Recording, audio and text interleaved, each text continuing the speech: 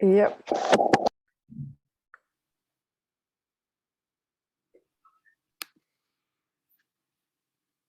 Hello, everyone. It seems like my video is not working, so I will go out and try to get in again. Okay. Thank you. We have a custom in the Gameworld Incubator, and the custom is we'll actually start at the stated time. So it works best if you come in a few minutes early, 3 minutes before something. So we'll start on time.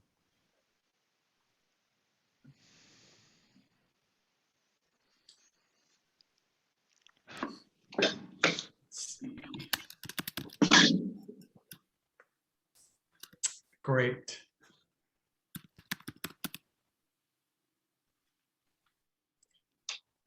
Well, there are a couple people I've never met before in here, so I'd just like to say my name is Clinton Callahan, and I'm speaking to you from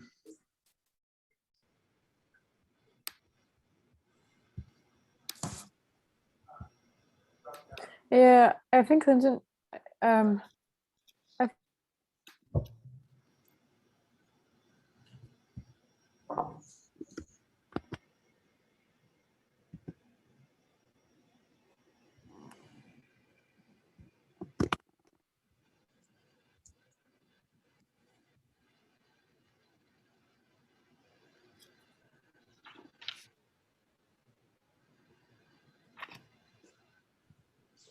We're figuring out computer technical issues and getting ourselves together. up here or what? Why not? Oh, yeah.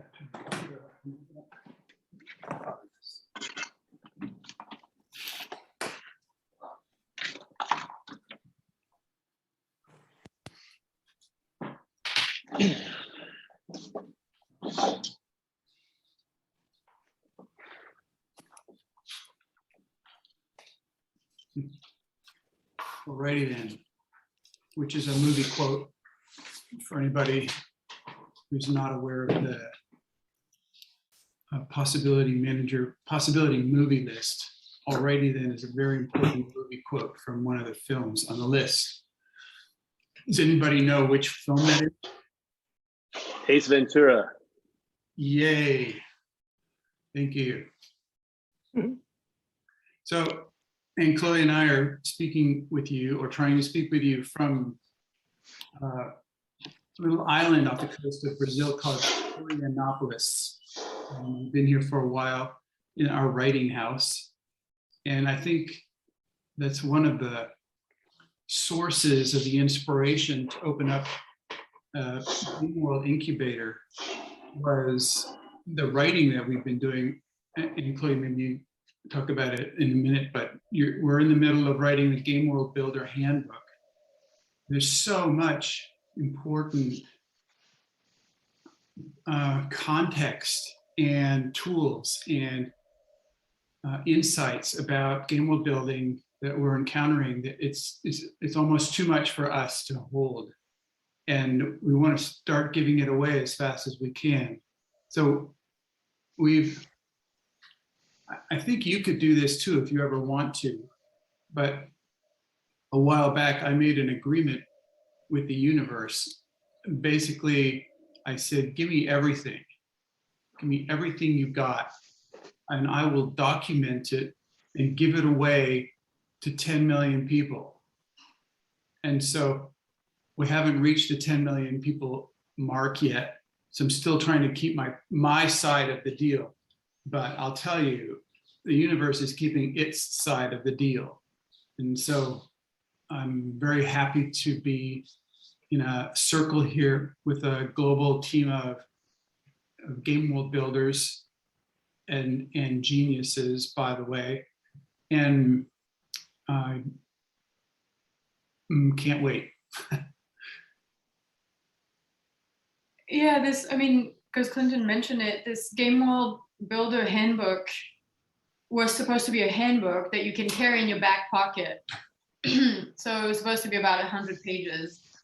And we started it a couple years ago, and it's already 200 pages long. And so it won't fit in your pocket anymore. And at the same time, I think every part of it, especially for me in my own journey of being conscious of building Gameworld and also destroying Gameworld and evolving Gameworld, and doing so in the context of possibility management, in the context of radical responsibility, which makes these game worlds evolutionary. Like Gaian, we're talking about Gaian game worlds and are by nature evolutionary because every game world builder and player in the game world is evolving ongoingly. If you're in a Gaian game world, then people are to some degree on some path of evolution, and so they're changing, you're changing, the circumstances of the environment is changing, and the game worlds who actually have power in the world, I mean, we haven't even started about talking what a game world is, but the game worlds that have power in the world are those that are closest to reality. And the way that you get close to reality is by evolving as reality evolves. And that's the leverage point. And so really in your check-ins, what I was reading is that each and every one of you are building, sprouting, or evolving Gaian game worlds, which the purpose of the Gaian game world or the Gaian game world is that it's in the service of Gaia. So it's not in the service of you, like something that will make you happier in a way. Or it's also not, I mean, in contrast, for example, with modern culture game world, which the main purpose of modern culture game world is to make a profit. It's about money. And there's all variation of that, but that's basically the main purpose. And so to have a shift from having been like born and raised inside, like within invisible structures that are designed for making a profit and having the economy grow, to make a shift to extracting yourself from these game worlds and building game worlds that the main purpose is to serve Gaia is huge. And then in addition to that, you are also game world builders, and some of you I know are game world consultant, and so you are also helping other people to extract themselves from modern culture game worlds into Gaian game worlds. So these are huge domain, and I think even 12 weeks will seem not long enough to like explore all the facets and territories and subtleties of building the game worlds that are whatever at play here. As we're getting started, I ask if you would put your attention on your energetic center and locate where it is. It could be in the future, could be in the past, could be on the jobs and problems that you've been transforming today, could be somewhere else. So put your attention on your energetic center and use your intention to gently move your energetic center to the physical center of your body, which is just behind your belt buckle, 6 centimeters below your navel, back in the middle of your body. Just move it there gently, and then let go of it and see that it stays there. And then take a deep breath and use your clicker. So you have this clicker, just make a clicker so that you have a grounding cord between your center of your body and the middle of the earth.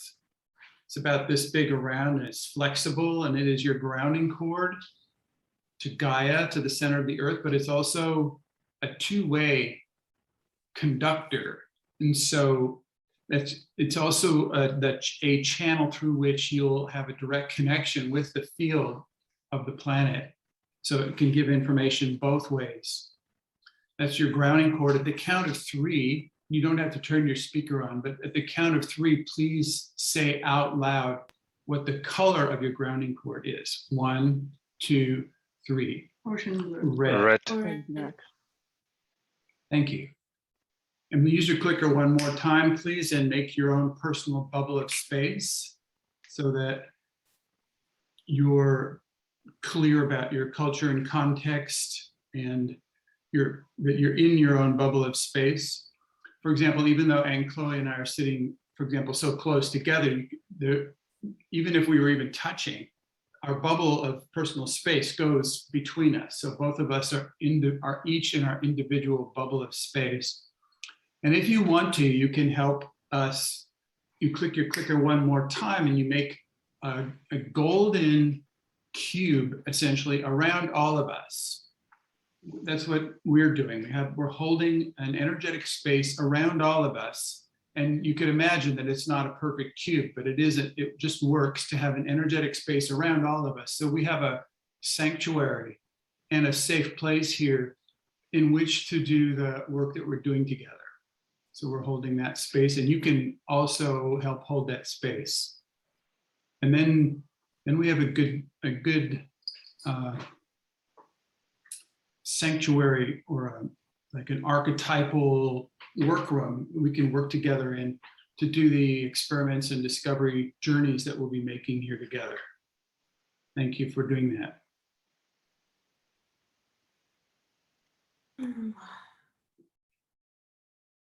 I wanted to mention, part of me wants to say, give you a warning, but I want to suggest that the game world that you're building now, the game world that you're capable of building now, is essentially as good as it can be based on your matrix. Your matrix is a structure in your energetic body or in your being that actually catches awareness or catches distinctions. It is the quality and structure of your matrix that determines the sort of game world, the quality of the game world that you're able to create now. So I think you probably know from your own experience that we could divulge the greatest secrets in the universe about game world building in these 12 weeks that we're together, and you could hear them and even understand them in your mind. And it would not necessarily allow you to create any kind of a different game world than you are creating right now. So that the information part of this journey together is definitely important and key. At the same time, if you don't actually change the structure of your being, you won't be able to create any kind of a different game world than what you've already been creating. So what I'm saying is that half of the work that we'll be doing together will include what we've been calling emotional healing processes, which are multitudes of kinds of them. There's different kinds of them. Some of you are professional emotional healing process coaches or trainers who are in the space here. And some of you don't even know much what I'm talking about, and that's fine. But what I'm telling you is that half of the value that we're going to provide for each other is to hold space and navigate space for each other to go through emotional healing processes, which are the evolutionary part of upgrading your thoughtware. So there's the upgrading thoughtware part, but then there's the restructuring or redesigning the shape of your being to function in the new domain. And out of that combination will come your evolution of ability to create and inhabit Gaian game worlds, which is our objective here. It's like to move you forward in your ability to create and inhabit Gaian game world. So if you could make that okay for yourself and specifically talk to yourself right now and in some way make an agreement with yourself that even in the next couple of weeks or any time during our journey together, if you feel like the rug has been pulled out from underneath your worldview or your reality or your identity, if you feel like the bottom is dropped out and you've gone into a groundless state and you don't feel okay, which is a modern culture concept called being okay. If you don't feel okay, this is positive feedback that you're on this journey together with us. And what we're doing together here is making an agreement to be okay with everybody else, even when they are not okay, and even when we are not okay.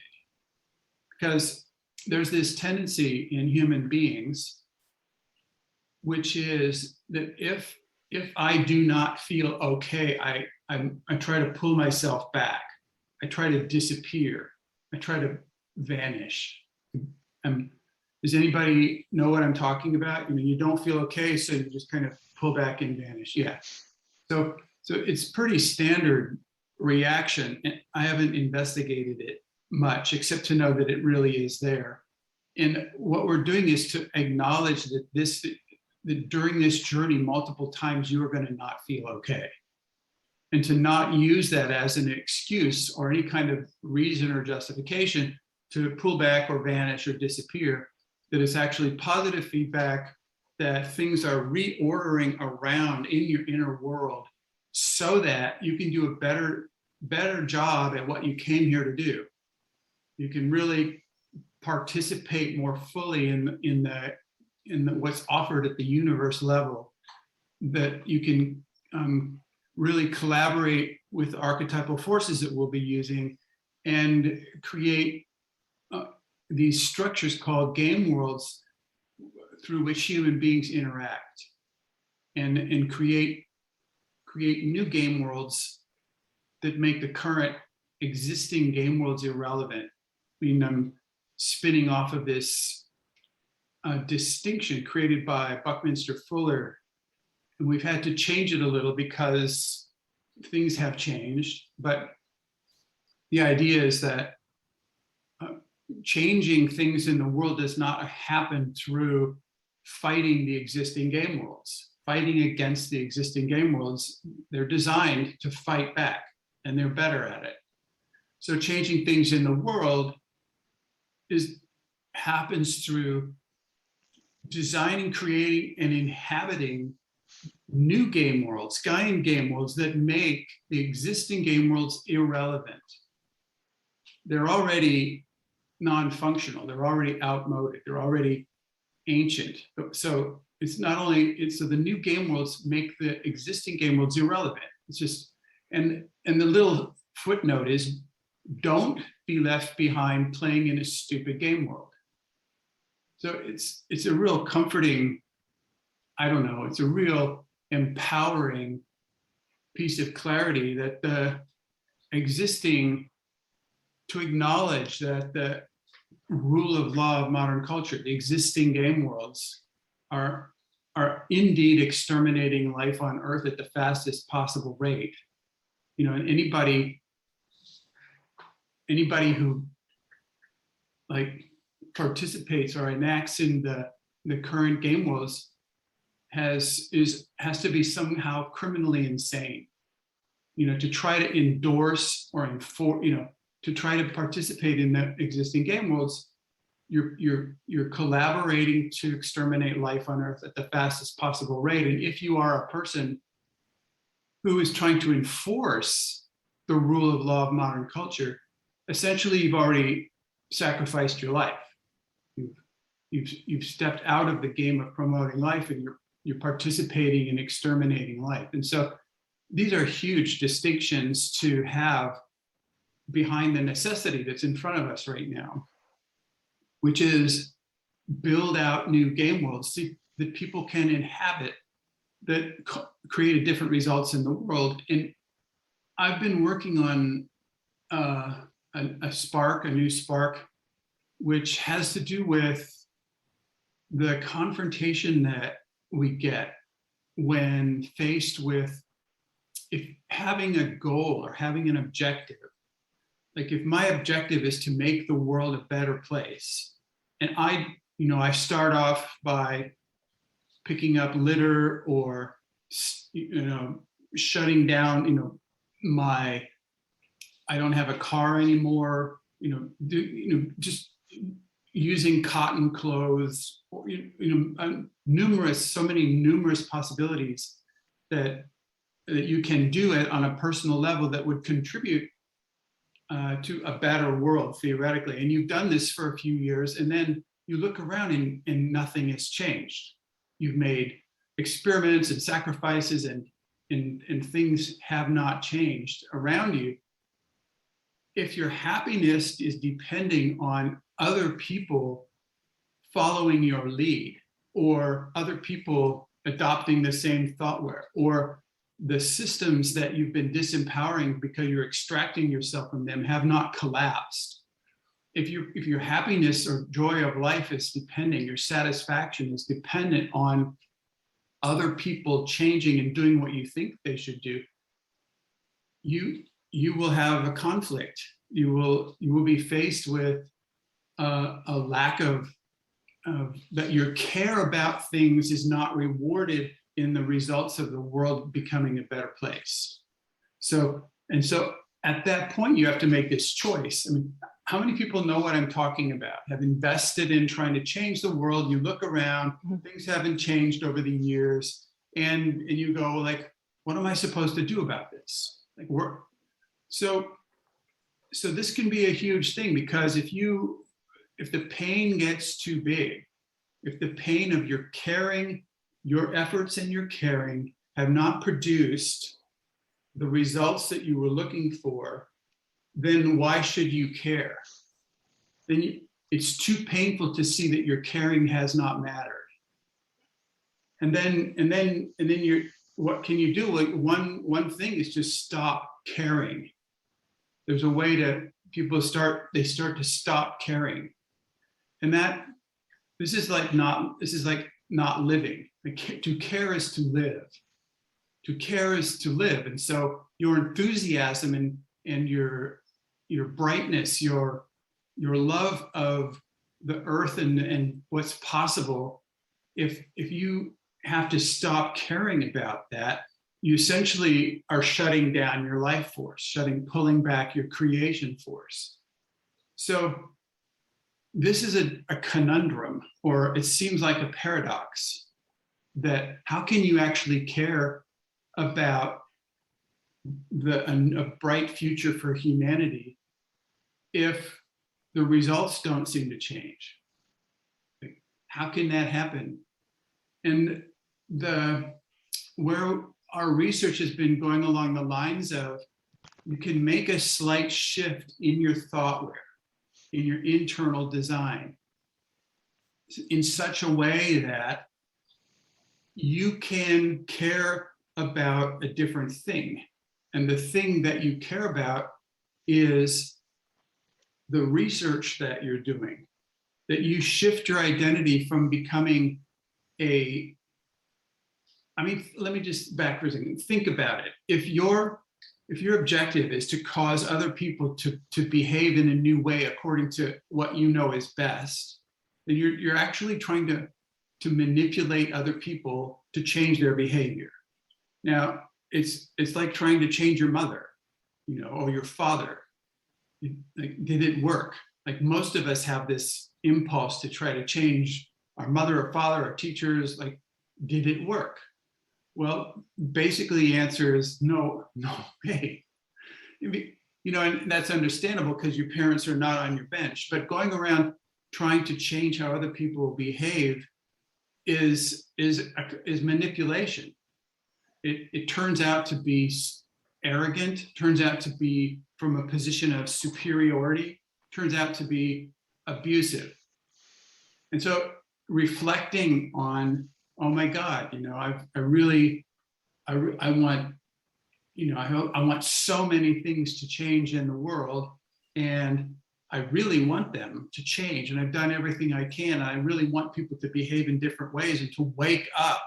You know, I want people to wake up and grow up and take responsibility and become more aware and produce different results, like live a different life. Well, that's manipulation. People cannot, they're not willing to abide by your wishes. So then your outcome, like your reward for caring so much about theoretically creating a bright future for humanity, is it doesn't show up. And so you can get this depression or this, like I said, shutting down your caring. If you relocate what your point of origin is, if you relocate your identity, if you relocate your goal, put your goal into a different thing, what you can you can recenter yourself on building out Gameworld, building out new possibilities for that. You're researching new ways for a regenerative cultures on Earth. You're building that out. You are researching ways and building that out. This you can be successful in.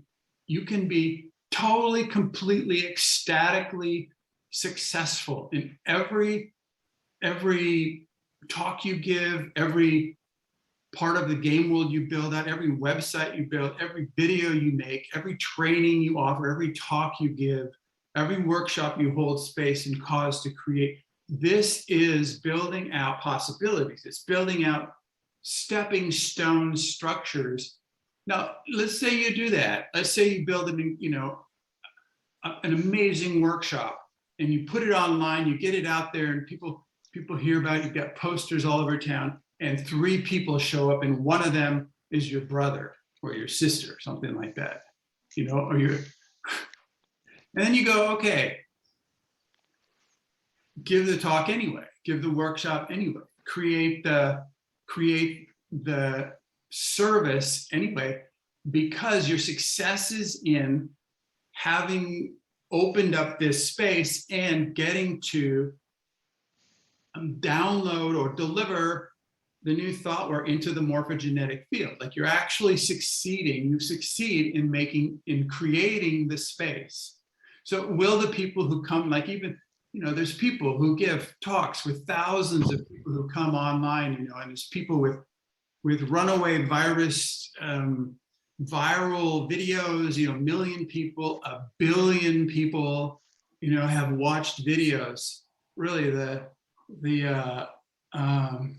Bohemian Rhapsody, is that what it's called? Yeah, from Queen has over 1 billion hits on it. You know, I understand why. I mean, it's incredible, but how many people's behavior has changed after they click and stare? You know, click and stare, click and drink, click and eat, whatever. It's like how many people's behavior change? Not many.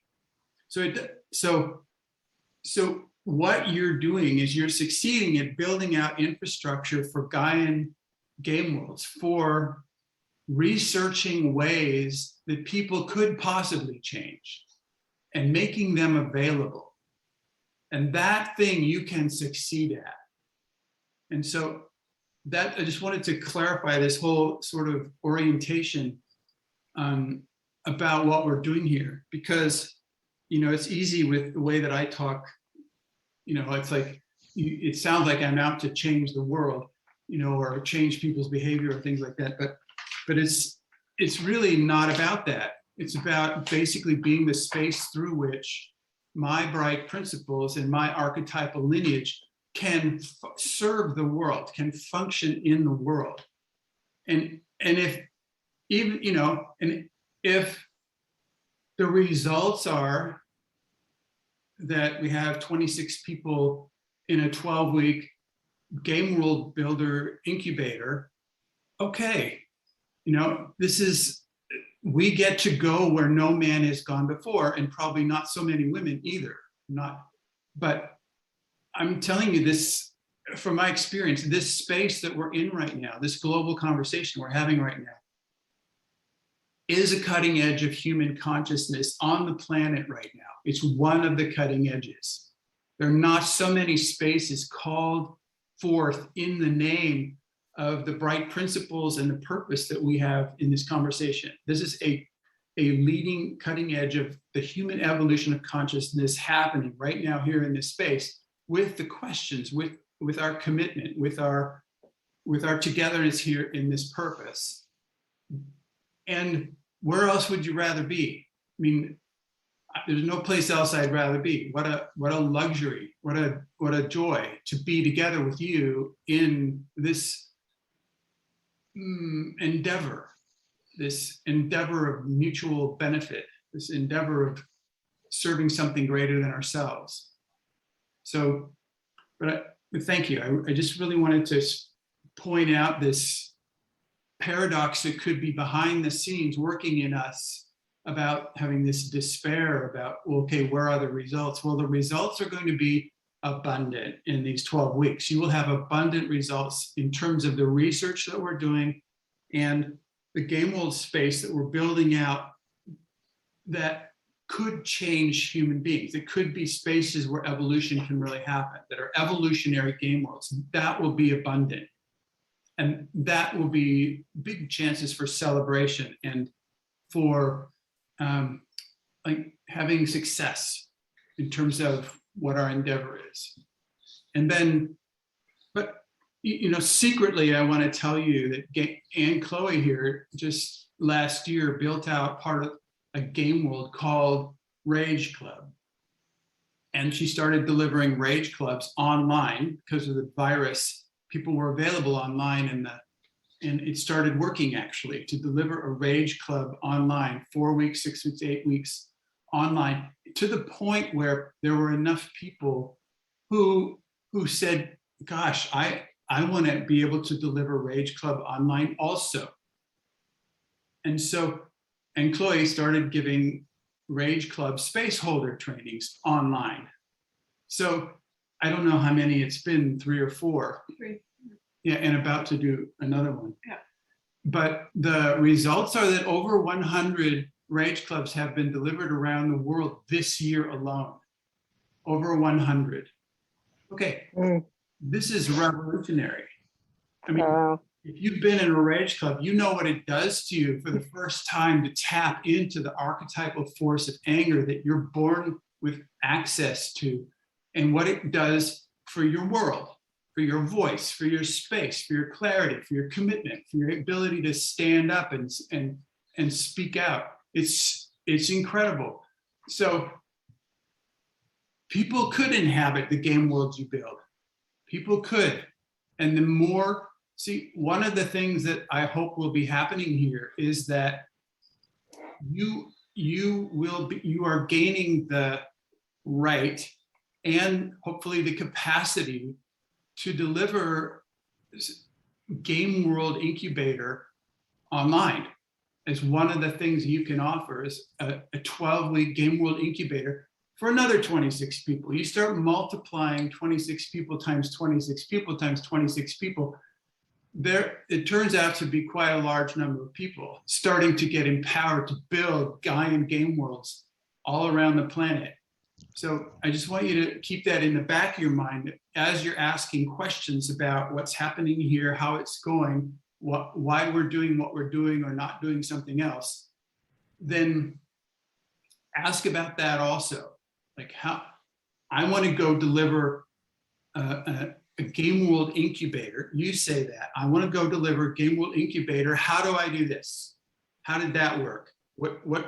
What's this part? I'm missing this part. Or why didn't you do that? Or what, etc. All those kinds of questions. So just keep in mind that not only is this about you and your game worlds, it's about you and giving this everything here, giving it to as many people as you can in your own game world incubators. So that, keep that in mind too.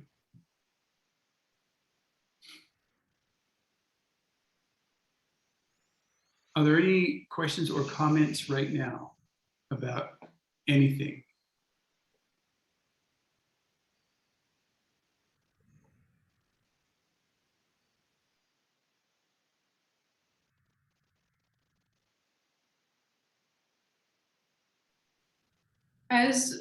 as we're starting, and we would like to hear sort of from each and every one of you, from this place of like you being here, you having done a bunch of experiments, some of them worked, some of them didn't work, and at the same time it worked enough that you're building game worlds or consulting evolutionary game worlds. And we would like to hear from you, what are, like, sort of right now, what are the pains that you have about in your journey of being a game world builder? What are the breakdowns, the frustration, the fears that you have about the game world or game worlds that you're involved right now? What sort of, maybe, I don't know, what are the missing pieces, the consideration, the questions, but it has to do with some kind of pain, like incompletion, or yeah. And in a way, it would be also a way to meet each other and to probably realize how we probably have very similar pains in building these structures. So Yes, I'd like to add that it could be that a number of you hit these disparity, these cracks, this a cusp point, this where we've discovered a block or of an old decision, or an incapability, or whatever, something that is actually a gateway to an emotional healing process. And so as we're going along, you'll start to notice it in yourself. You will definitely notice it in other people. And what we'd like to do is indicate, okay, wow, that would be, it's like the next layer on the onion. This would be a gateway, a doorway to a very useful emotional healing process for you to do. And if you're inspired in the moment to say, could I have one or two people be the space holder for me to do this emotional healing process, which is an exact formulation of the question. You actually need to ask for it. We will not do this for you unless you ask for it. So we do not do rescuing here. It's really, you need to say, hey, could one or two people hold space for me to do this emotional healing process? Then a couple of people might raise their hand, you write down their names, and in the Telegram chat space or in a private conversation with them, you can arrange your times and go do that emotional healing process.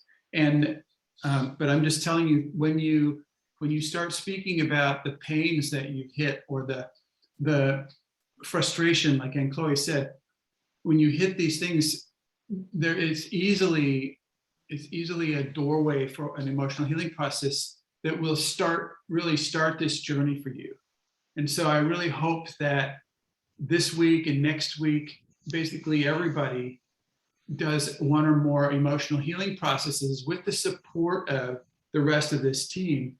They take between a half hour, 45 minutes, and there's huge amounts of information available. Could you take these in? For supporting you to do this. One website we have is called Process, which explains what an emotional healing process is, tells you essentially steps and how they go and how it works. I mean, the best is that I don't post them in the chat right now, because it's going to be lost when I'll just post them in the Telegram group. Yeah, and the other website is the createpossibility.mystrikingly.com, which we've recorded for you over 100 actual emotional healing processes, and to share with you how they go.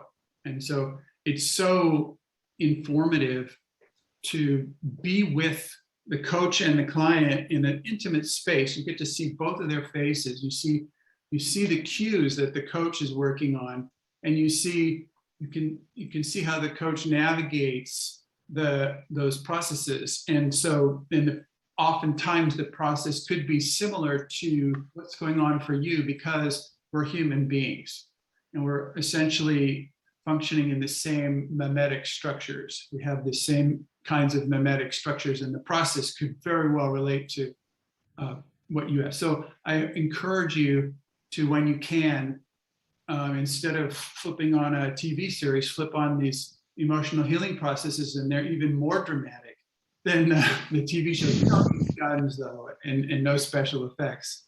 It's just straightforward underworld journeys. And there's so much that surprising outcomes. Even outcomes, there are a few on there that we left there, where the outcome essentially looks like nothing.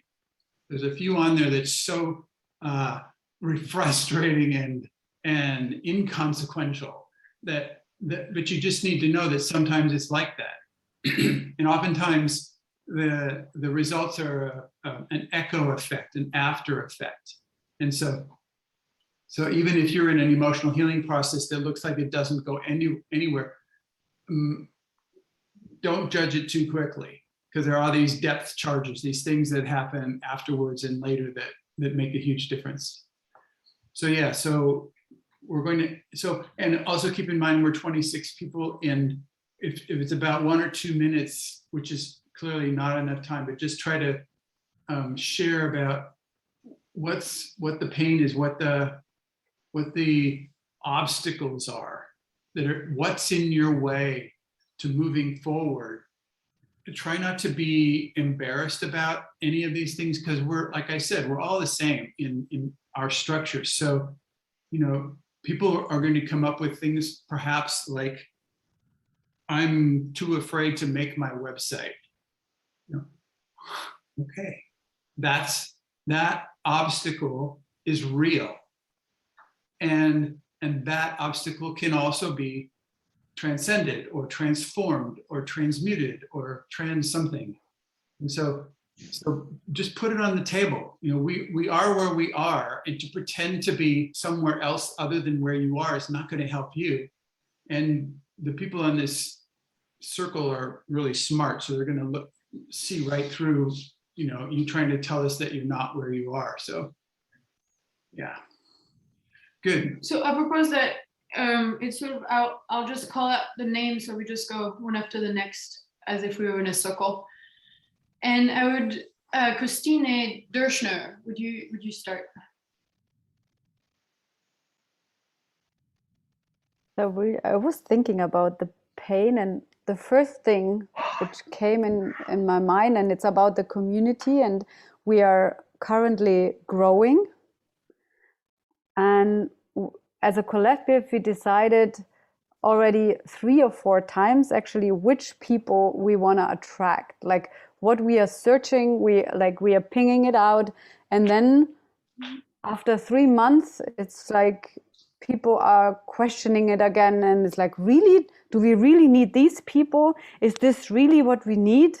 And it's a bit in circles. It's and I would say we are somehow lucky and like good people, kind of people who want to engage, arriving, and they are also not matching the criteria we made before. And even we are pointing it out, already relationships are starting to be woven, and and then these people get chosen into the game world, which are probably might not serve so much what we need at the moment. Christina, so yeah, I just wanted to mention, I ask everybody to please use, pain, we're using the word pain to mean anger, sadness, fear, and joy. Yes, I feel angry because of this. Okay. I feel angry. And also, just as you introduce yourself, to say, I'm Christina. My main project is a community in Switzerland called Schloss Glavisegg. And here's the thing, and I'm angry about. Yeah.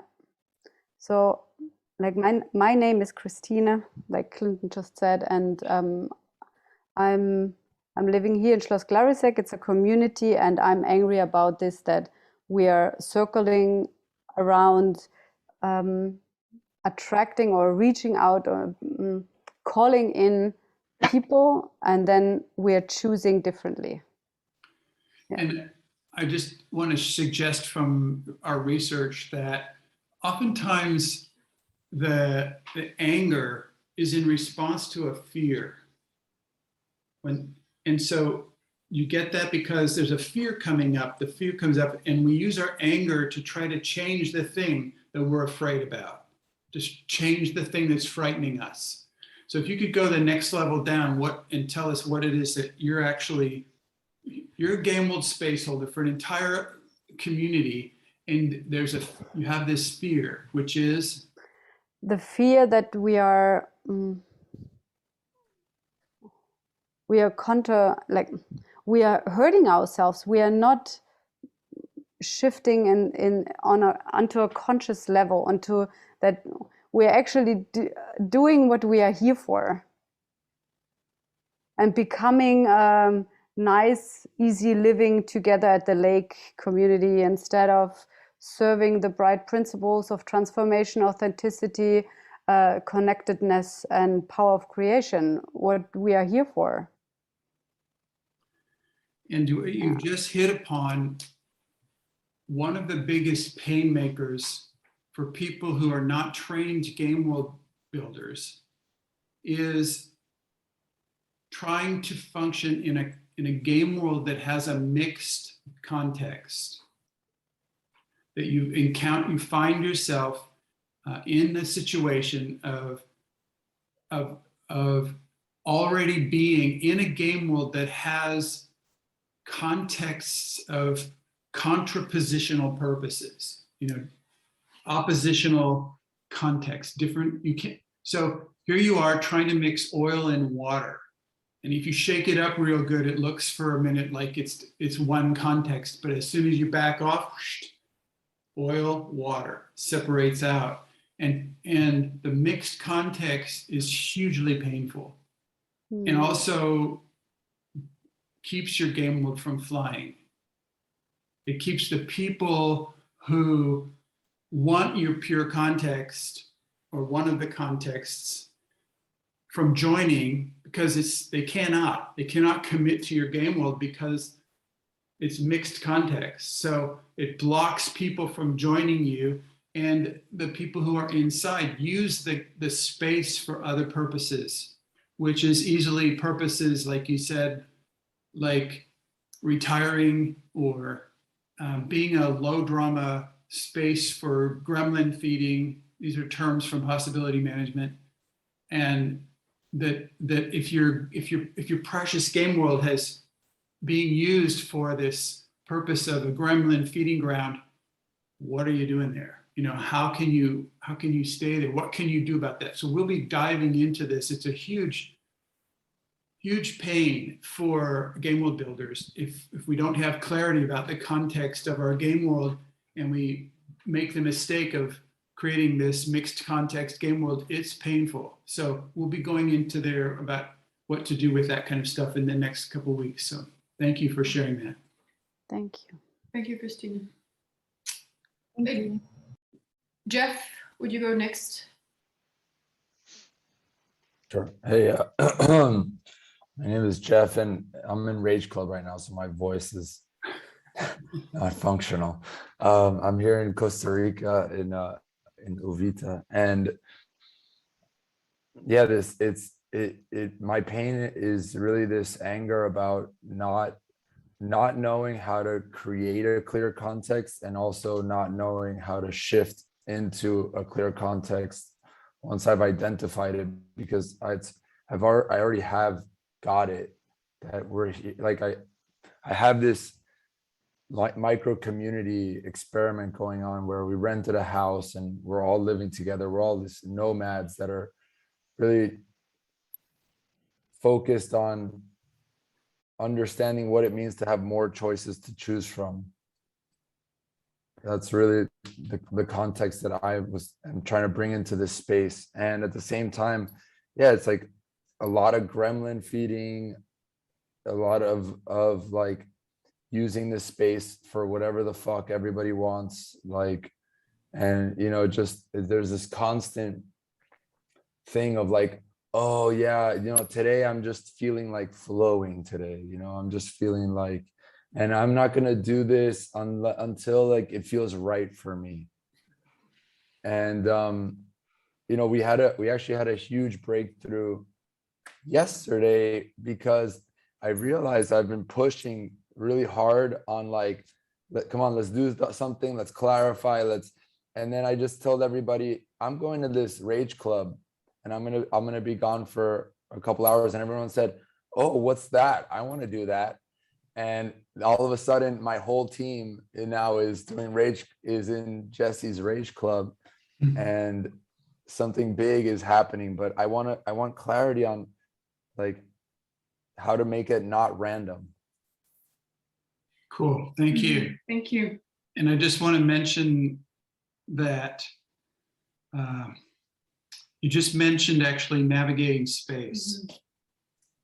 What you're talking about is a whole set of skills called navigating space and entering and shifting from ordinary to extraordinary. I mean, yeah, in a way, it's you said how to create or shift into a clear context, but it's also how to ongoingly uphold the context that is chosen, because it's you can't actually create it for 1 second and then think it's going to be fixed and stable for the rest of the time together. Which is the Guardian function. In Maori language, Maori from New Zealand, there's this kaitia kitanga, this kitanga function. It's the guardianship. And there's so many things in a game world that need to be guarded with a kind of elegance that is a tradition, becomes becomes understandable, that the context is guarded, that the processes are guarded. And of course, there's a certain automatic conflict generated by the kitanga, this guardianship, because you have also in your game world these evolutionaries, the people, the game world builders who are designing the next step, and the guardians going, no, we're not changing anything. And there's this built-in kind of clash that is, when you understand it, it's so powerful. It's so, the built-in evolution. And there's a love that emerges from the guardians standing for what has been or what needs to be, and the evolutionaries, like the game world builders, standing in for what comes next, how things need to evolve. And it's just a very archetypal thing. So, but these are exactly what you're talking about. So thank you for mentioning all that. I think we'll go into that probably later on in this 3 months about these 4 archetypes. Clinton started mentioning 2, which are the guardian and the evolutionary. And then there's the game world builders, which is one of the archetypes here called in, and the village weavers. Those are the 4 main archetypes and for a game world to fly, it really needs all 4 archetypes to be turned on. And it doesn't mean that it's only one person holding an archetype. So as, for example, if you're starting to build a game world, quote unquote, alone, or you're the first spaceholder, then you probably need to activate all 4. You need to hold space for all 4 archetypes to be at work in your game world. And just about the guardian, this is new research, but I think there's a possibility for the guardian to also be evolutionary guardian, which is different from, for example, I mean, if I use this check-in now for my game world, which is, or different game worlds, for example, the possibilitator training, and especially I'm holding space for the sub game world of the trainer path. And this question about how do we keep a clear context? And the answer is, well, let's bring in guardianship. And so we've had, I mean, some of you have been through this process of having these questions, these entering questions of, are you drinking alcohol? Are you committing to doing 10 labs? Are you doing any drugs? And so there's a list of like 10 or 15 questions that we used to ask. And then I was one of the guardian, and one of my pain, which was, so it was I mean, it was anger and sadness and fear, is that I was exhausted by asking those questions and saying, you know, are you keeping up the standard or something like that? Have you made it? And somehow in me, it was exhausting. And I thought, okay, this is not what guardianship, I don't know. I'm just thinking that I think there's a possibility of evolutionary guardianship where it's a lot about negotiating intimacy immediately, like in the moment, to when there's like people mentioned, like gremlin taking over, or box preferences taking over, undermining the power of the context of the game world. Is the guardian is immediately there to negotiate intimacy or make boundaries, but negotiating intimacy is more powerful. I just want to mention there's a website that has instructions for vacuum listening, which is a way to confront with vacuum, confront with questions, confront with authentic curiosity. And it's a procedure for going 3 levels down into their underworld, 3 levels down into their unconscious behavior patterns. There's really good instructions on there for how to do that. And it's a way of negotiating intimacy and authenticity through vacuum learning, called vacuum learning. Yeah, that's the website. Anyway, so the pain that I'm bringing, or the breakdown that I'm bringing, is I think exactly this of having a one-stop guardian does not work in an evolutionary game world. Having a one-time guardian. And so, okay, so what does guardianship can look like? What does evolutionary guardianship look like? Yeah. Thank you. Anna Maria, would you go next?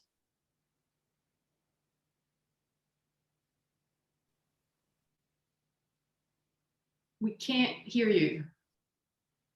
You hear me now? Yes. Okay, thank you.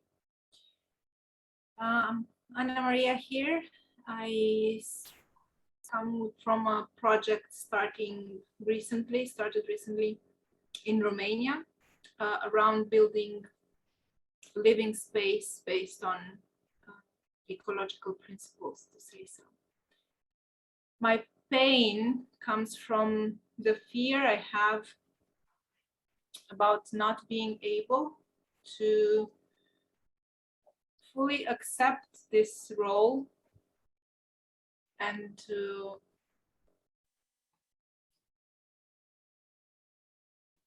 I'm still afraid of this type of work. I'm still not fully committed and all into this type of processes, and I'm still just taking one step forward, a bit going back, and this confuses me, and also it does not allow me to bring what I believe that is needed, or what shows up as being asked for, to the other people. I'm withholding myself, so I'm not letting it all out, and this I find it isolates me from the others. I fear I'm misunderstood if I'm going all in with this type of language and processes, and yeah, I feel quite alone with that. So, Anna Maria, this is a perfect gateway or doorway or entryway for an emotional healing process. And I know exactly what you're talking about. Maybe I'm fooling myself, but I just want to tell you it's so important to do those processes. What I'm saying is that issue is a big issue for a lot of us, and it can have layers. I went through one of those very similar or related condition in myself. It took 7 different processes before, and each one was a surprise, and each one was useful, but each one unfolded in a paradoxical, miraculous way to be, oh my God, that's why this was like that. And then the next one, no way, unbelievable, that's what happened to me. And each one unfolded whole new capacities in myself, where it was like 7 blocks stacked on top of each other. So I would really encourage you, if you want to just even begin and say, just if you want to, put your hand up and go, could a couple people, hold space for me to do this emotional healing process if you want. Yes. So if any of you would like to hold space for this emotional process for me and with me, if you can raise your hands, please. Anne Elizabeth, thank you. And Matthew, thank you. And even Great. Maria Luisa. Oh, Liz, thank you. I don't know. It's a strange sound. Yeah. Okay, Okay, cool. thank you, Anna Maria.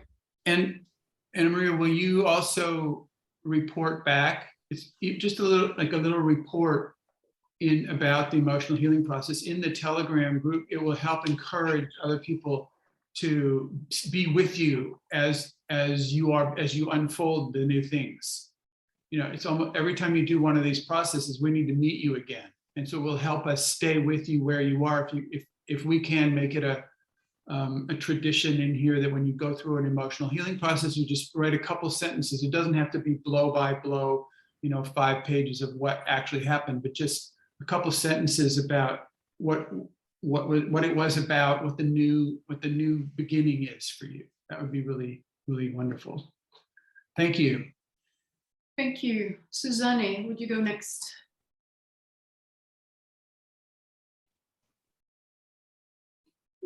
My name is Susanne. I'm coming from southern Germany. My big pain is my fear to step out and to step in full responsibility. And the story I have to that is that I have to abandon my evolutionary research path if I create a game world. So that if I commit to a game world, there's some stability in my life and a big chunk of commitment.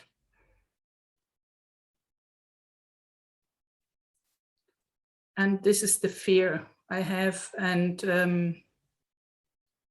yeah. Thank you. Can I just ask you a clarification question about that? Yes. Which is, what I heard you say is that if you build out your game world, you will have to abandon your evolutionary research path. Yeah. Yes. So my question is, what if your game world is centered on your evolutionary research path?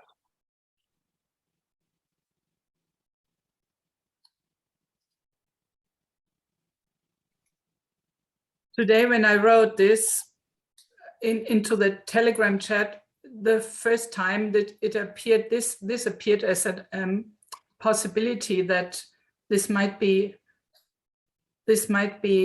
I could get a lot of joy out of this.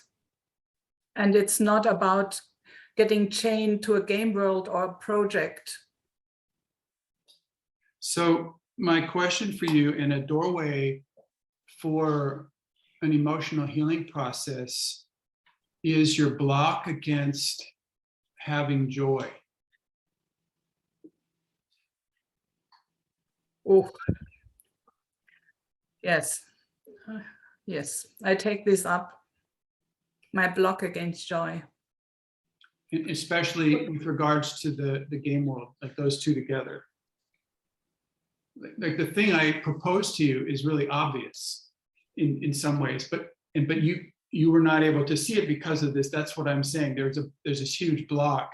It's not okay for you to be in this kind of joy, to live joyfully out. There's something going on about that. That's why. And so, great. If you want to proceed with that, just put your hand up and say, could somebody please hold space? Could somebody please hold space for this process, for these things I even can't see? Jeff, Shub. Jeff, And Christina. Thank you. yeah, great. Thank you. Thank you. Susanna, thank you. Thank you. I wanted to ask for a process too, actually, that came up in my share. It's about like, I don't want to have to do everything. And also I don't trust that others can do it. And it's kind of, I feel myself pinned there. And so if anybody here willing to hold space for me for that, can you please raise your hand so I can write it down? Christina Derschner. Is there somebody else? And Julie. Great, thank you. Thank you. Thank you. Christine Ploschens, would you go next? Yes.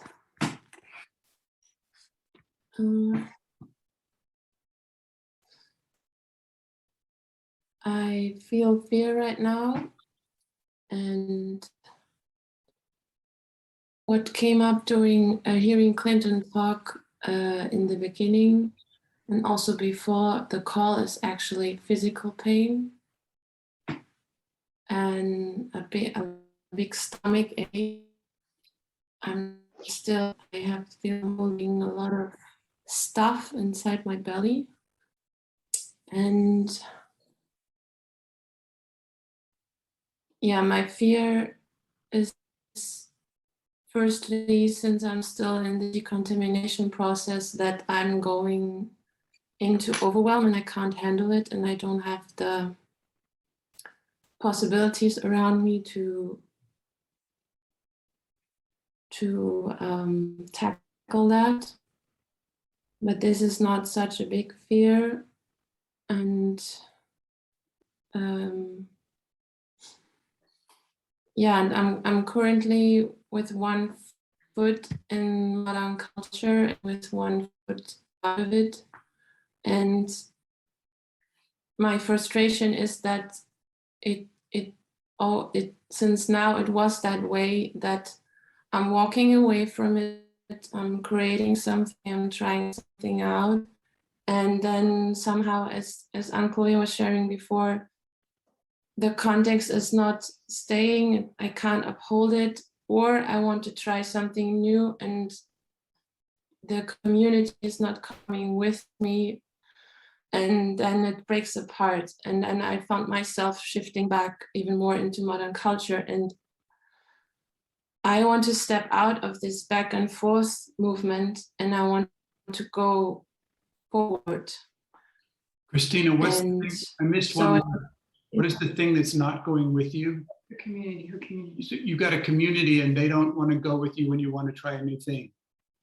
yeah, right now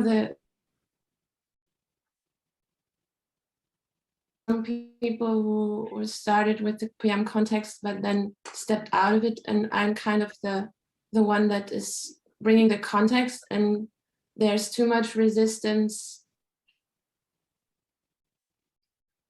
Let me, Yeah, to step into adulthood, and I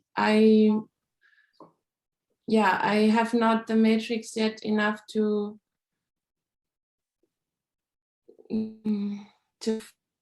find abilities to set up context for everyone, so they go with me. Like how do I make it that people or my community goes with me without doing what you said? Like I don't want to manipulate, I don't want to, yeah, my fear is that this will happen. yeah. Or I don't have enough distinctions for that. I'd like to say two things. One is we've been discovering that community as a game world, as the outcome of your game world, your product of your game world is community, does not really work. It's shooting yourself in the foot. I don't know, there's other metaphors I could use, but trying to achieve community as the outcome of your game world it doesn't work. because what is community? The metaphor that works better is sort of a dog chasing its own tail. Mm. Because community Yeah. is the byproduct of any game. What- You get this? Community is a byproduct of your game world that has a different kind of product. It produces something else as a service. I interrupted you. No, it's fine. And so that's one of the things. And the other thing is about human beings. If you look back over the past 200,000 years, you will have noticed that by our human nature, that there's this thing about we're in a circle, we're in a tribe, and then some people are moved to evolve in a certain way, and the other villagers aren't moved to evolve in the same way. And so if you understand this, you don't have to fight about it.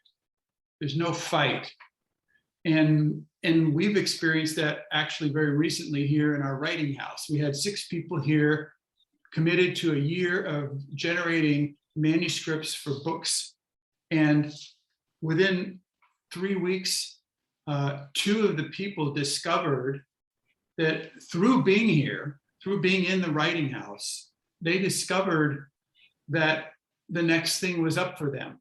They went through healing processes, they went deeper, they took more responsibility, they became more in themselves, and for their next step, they needed to go do something else. So within 3 weeks, we lost 2 of the 6 people who were off doing their next thing.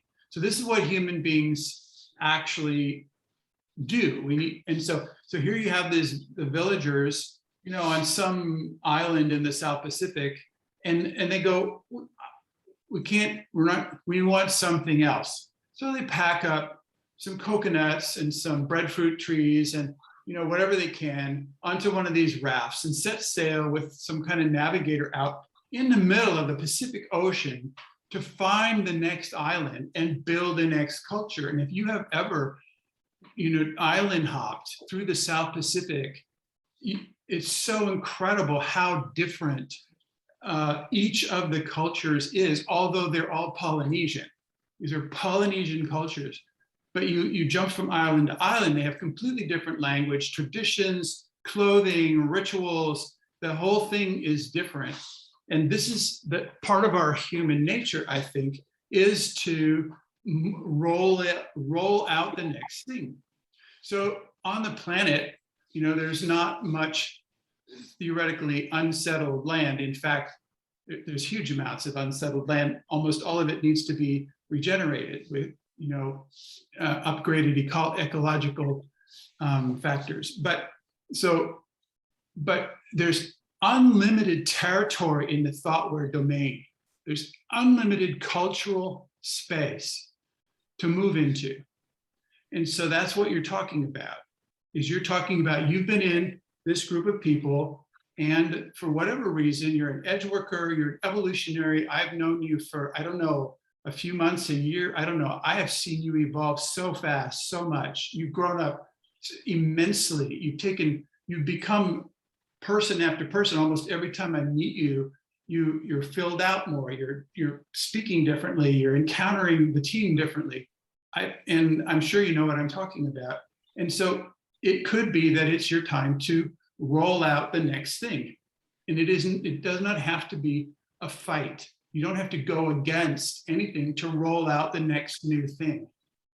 This is actually an illness that modern culture has brought upon us, is this kind of unconscious adaptiveness to the status quo, and this kind of submitting to a force of conformity, to conform.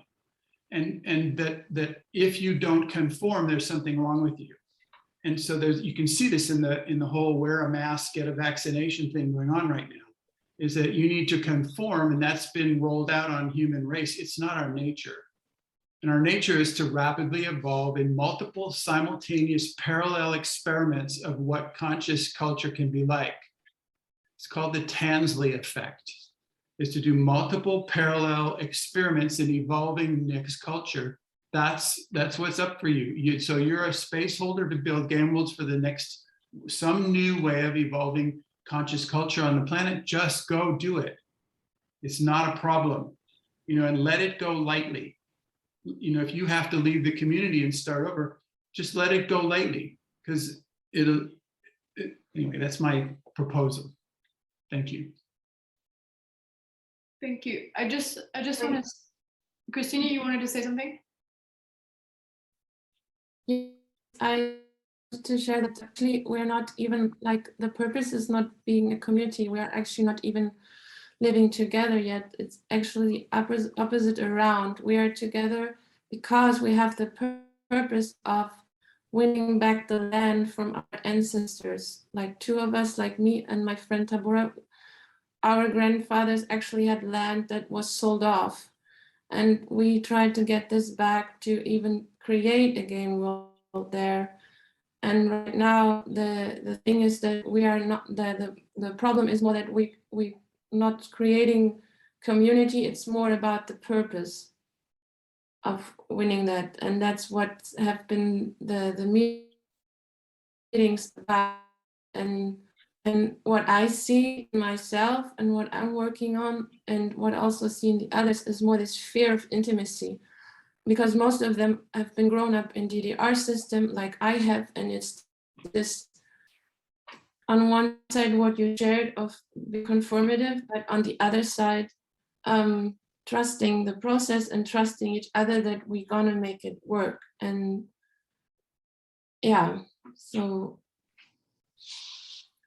And I also would like to ask for an emotional healing process about this for my fear of intimacy, because I also noticed that right now, speaking to you all, that there's so much fear of sharing still, even though I decontaminated a lot. Go ahead and ask. Yeah, was someone of you willing to hold space for me on my fear of intimacy?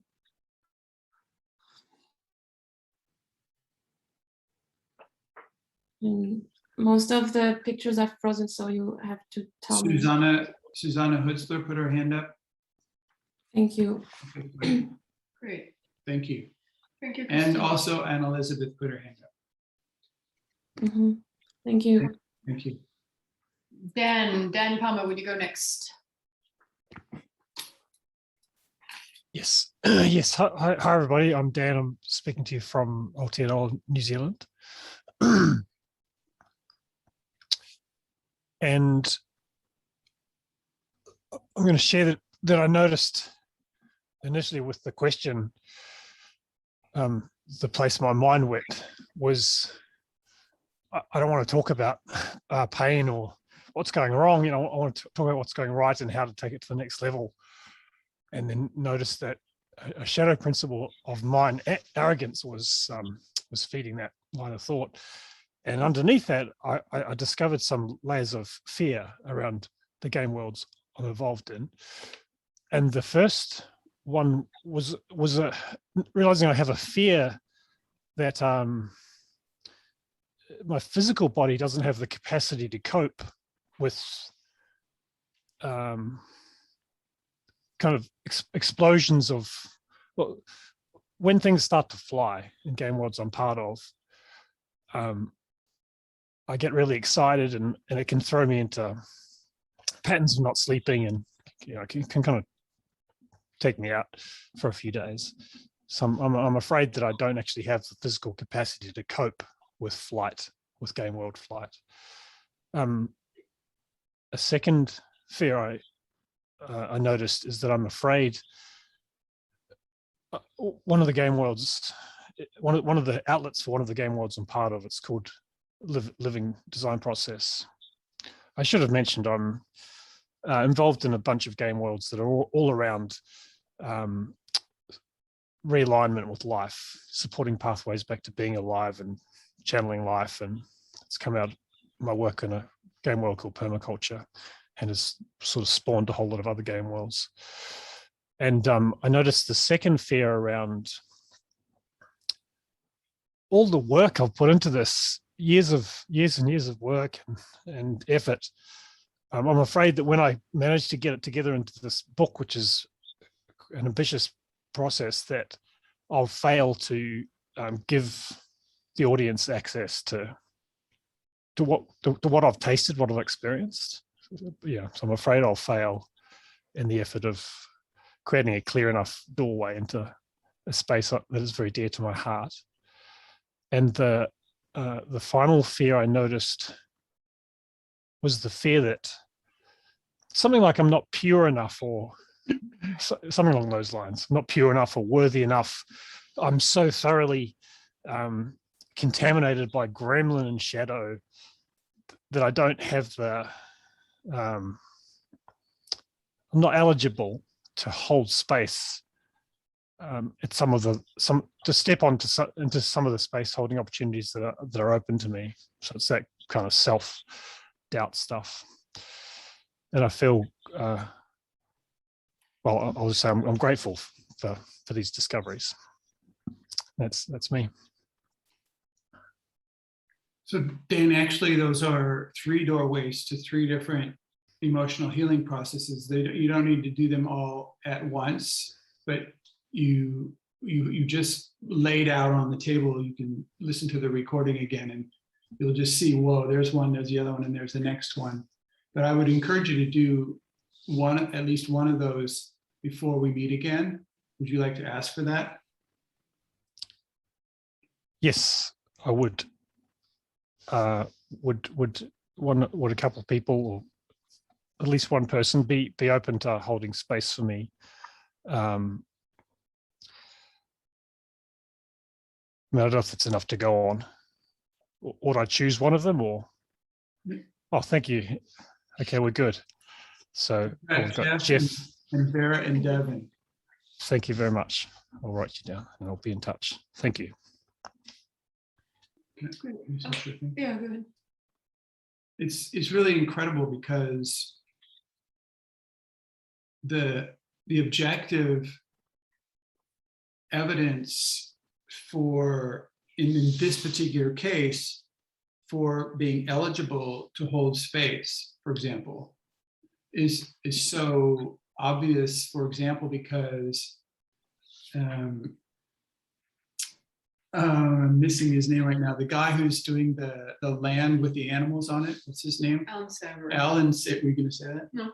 Okay. He's taken you into his company.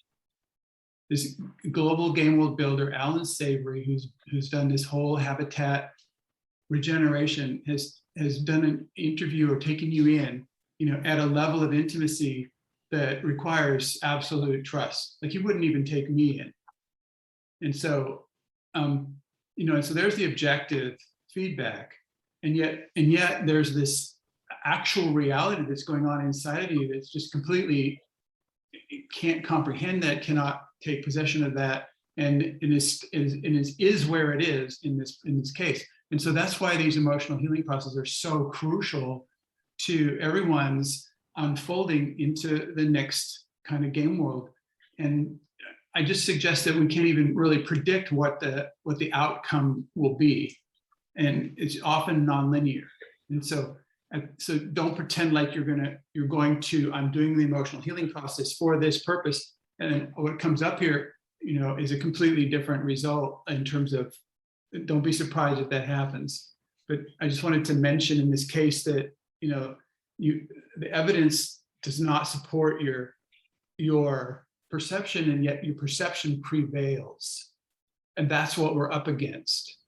We're up against these inner perceptions, and so the universe conforms to our inner perceptions, not to the objective reality. Really conforms to how we hold ourselves. So thank you for saying that. Thank you. I want to add that I've experienced and noticed that, especially for many geniuses that have been so ahead of their time or ahead of the people around them, is this sort of lone wolf syndrome of going there, I'm gonna build the game world. I can't do it. I can't handle a huge amount of energy and force and creation and result also. And then there's a point where it's so much. It is so much that it's actually meant to be held by a team. It's actually not meant to be held by one person, and a team needs to be built at that point. And then that is also blocked by, like Christine said, like fear of intimacy, or God, how am I going to negotiate my vision? How can I transport that to other people? How can they not, like the fear, I can even fear that, this fear of they will destroy what I wanted to create because they'll bring their own uniqueness and vision. But there's this point, I think, in some game worlds, is that in the beginning is, I need to build my circle. I need to build the people who will be attracted to play in my game world. And then there's a shift of, God, actually, I need to build a team. And those are two different things. And this question, okay, are you at the point where you need to build your circle of people who will come and play in the game world? Or are you at the point, not for you, Dan, but for other people? Or are you at the point where you have to build a team? And obviously for you, Dan, it's a team there. And in the design, I think we'll talk about it more, about this really, in the design of Gaian Game World, it needs a clear pathway about how to replace yourself. How are you ongoingly replacing yourself so that you can do your next job without being held to keep doing the old job and being stretched between these jobs? I mean, for me, it was like,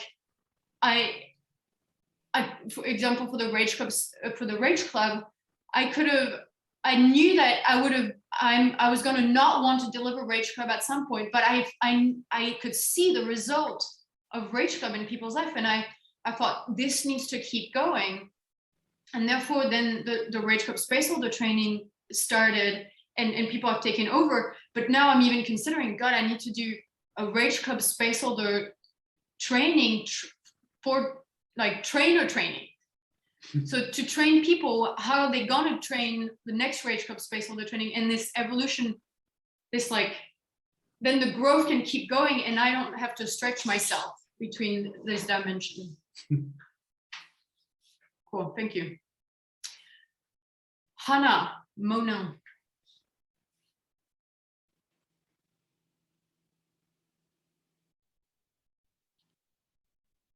I'm not sure we can hear you somehow. No. Is it better now? Yes. Cool. Okay. So I was living on the countryside with a small group last year, and the point where I stopped only speaking about what I wanted, but acting about what I wanted. So it was a point of stepping into my power. And then I noticed that I'm so afraid. So when there's the shift of that I really do what I want, I meet this inner fear of that if I really listen to my heart and to what I desire, I will lose all the safe systems around me, like the safe relationships or the people I really love. And there somehow is this pattern that I will be alone, and I can't keep the connection towards people I really love, and I want to do it with them together. And then there's this fighting of, am I brave enough to kind of let go and trust, or am I trying to control, the other part of myself is trying to control that.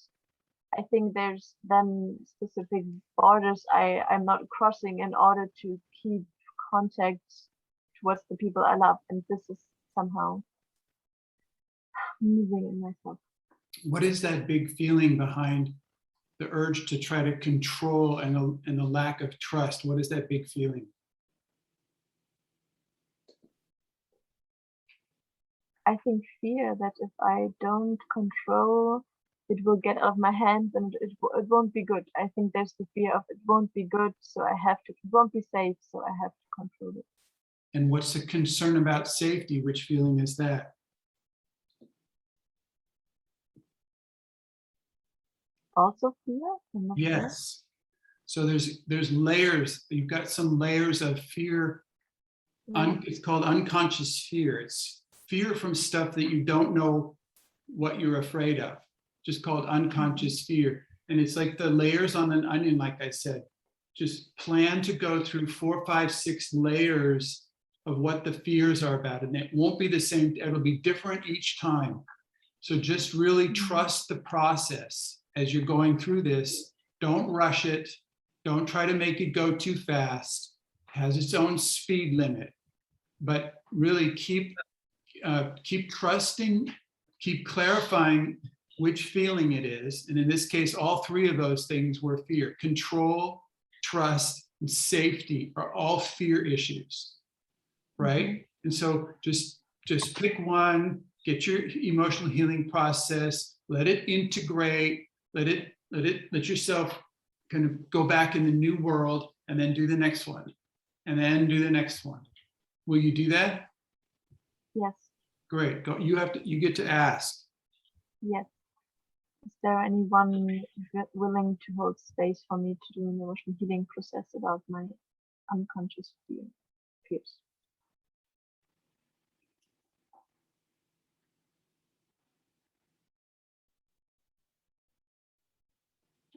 Christina Dirkschner, Anna Maria, and Matthew.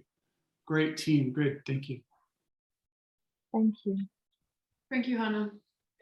Ana Norambuena. You go next. Hello, my name is Anna. I am in New Zealand. And the game world that I'm committed to is possibility management in New Zealand. And one of the big pain that I have is this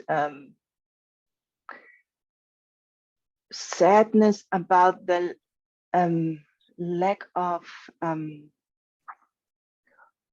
enthusiastic people who really want to do this, and they're, it's not enough room for them.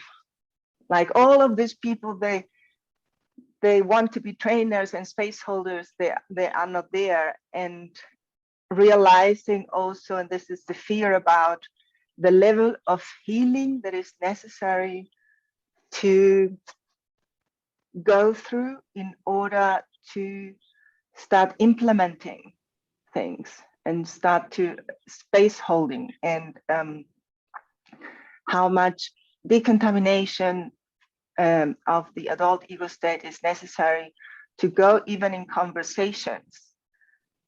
They can be productive for the game world.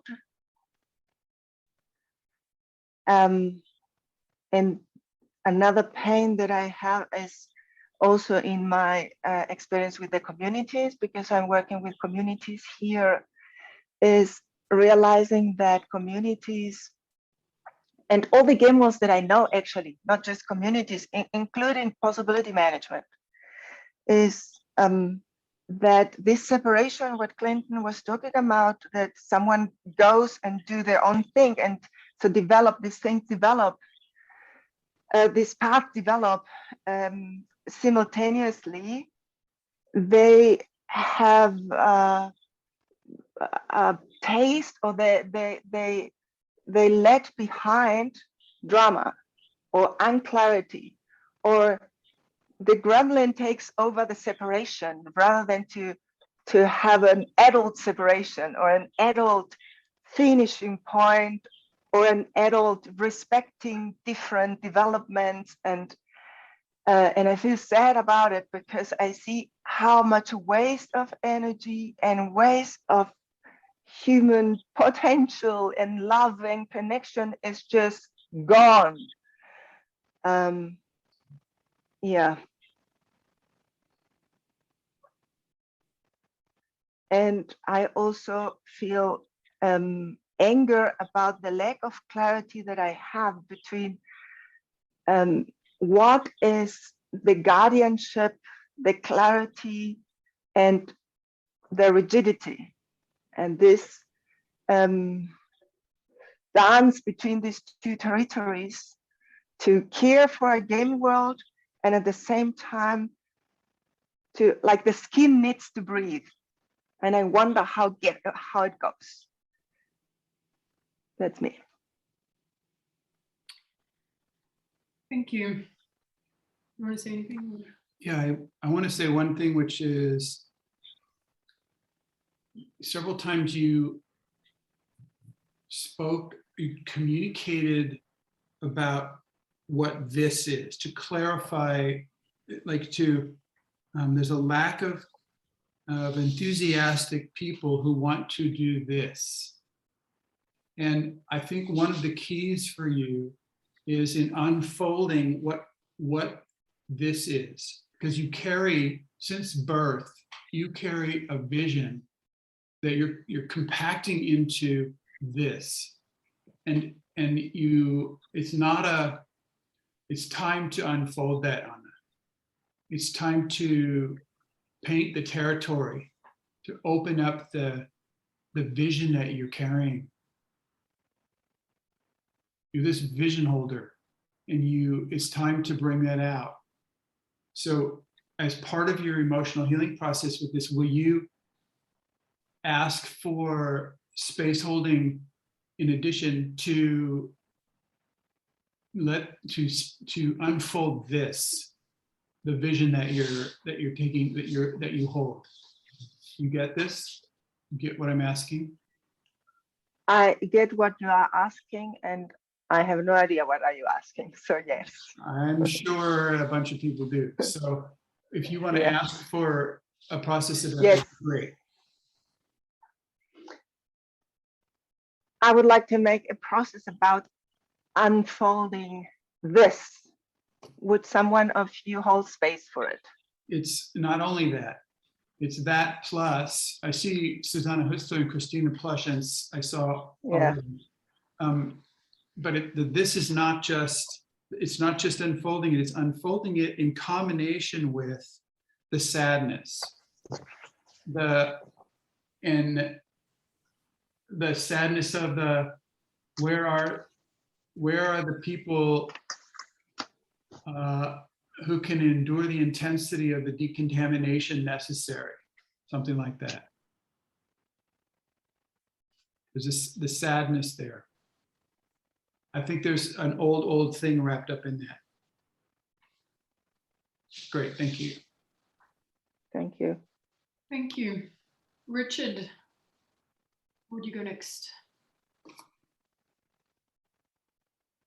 Yes, I'm Richard Moser, currently in Boulder. And the context of looking for game bolts or designing game bolts is in context of Boulder. The biggest pain point I feel is in the form of sadness. When I see when people have 80% common interest or majority, and the 20% unique interest, that's enough to divide them, and they end up siloed and dysfunctional to a large extent. And it's my drive to find something that allows that 80% commonality to propel the 20% uniqueness without having to manipulate, put a lot of energy into it, that it's a natural outcome. That's what I'm hoping to find here and elsewhere. Thank you. Thank you. Yeah. Anything? Yeah.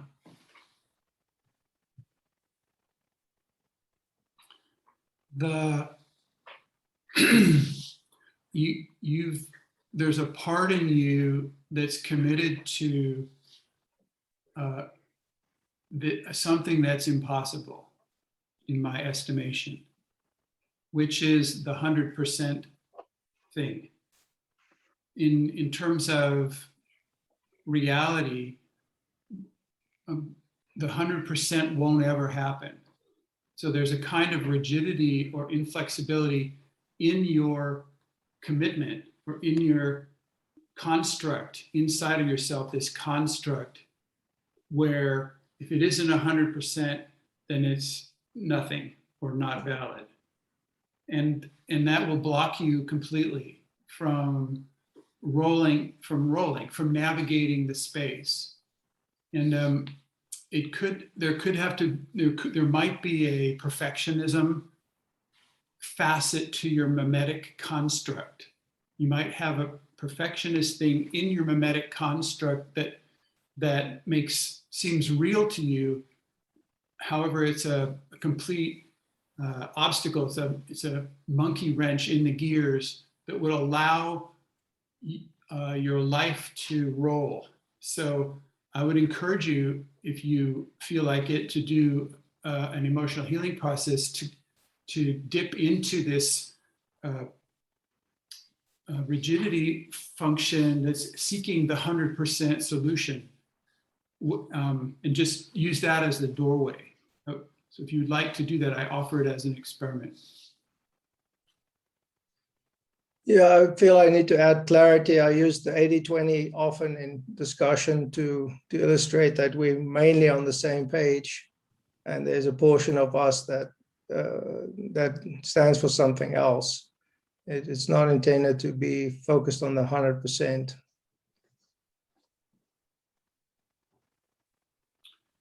Yes, that's what I'm talking about too.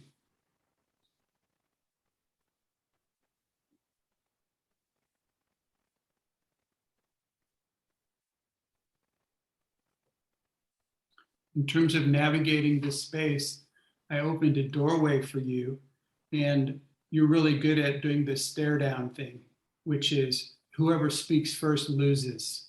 So I'm not playing that game, but I am aware of the door that I opened for you, and I'm willing to leave the door open and have you not go through it. That's because it's up to you. So what I hear you saying is no, thank you, and that's fine. Did you want to change that? No, that's no, thank you. Got the game. Okay, thank you. Who's that thing sitting next to you? I'm Nicholas. Are you interested to change your name on the window so we can see your name also? Yeah, is there a way to add his name? Rename, yeah, I got you.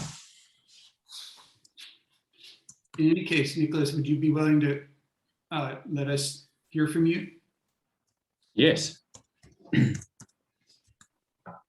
My biggest pain which brings anger and sadness is game worlds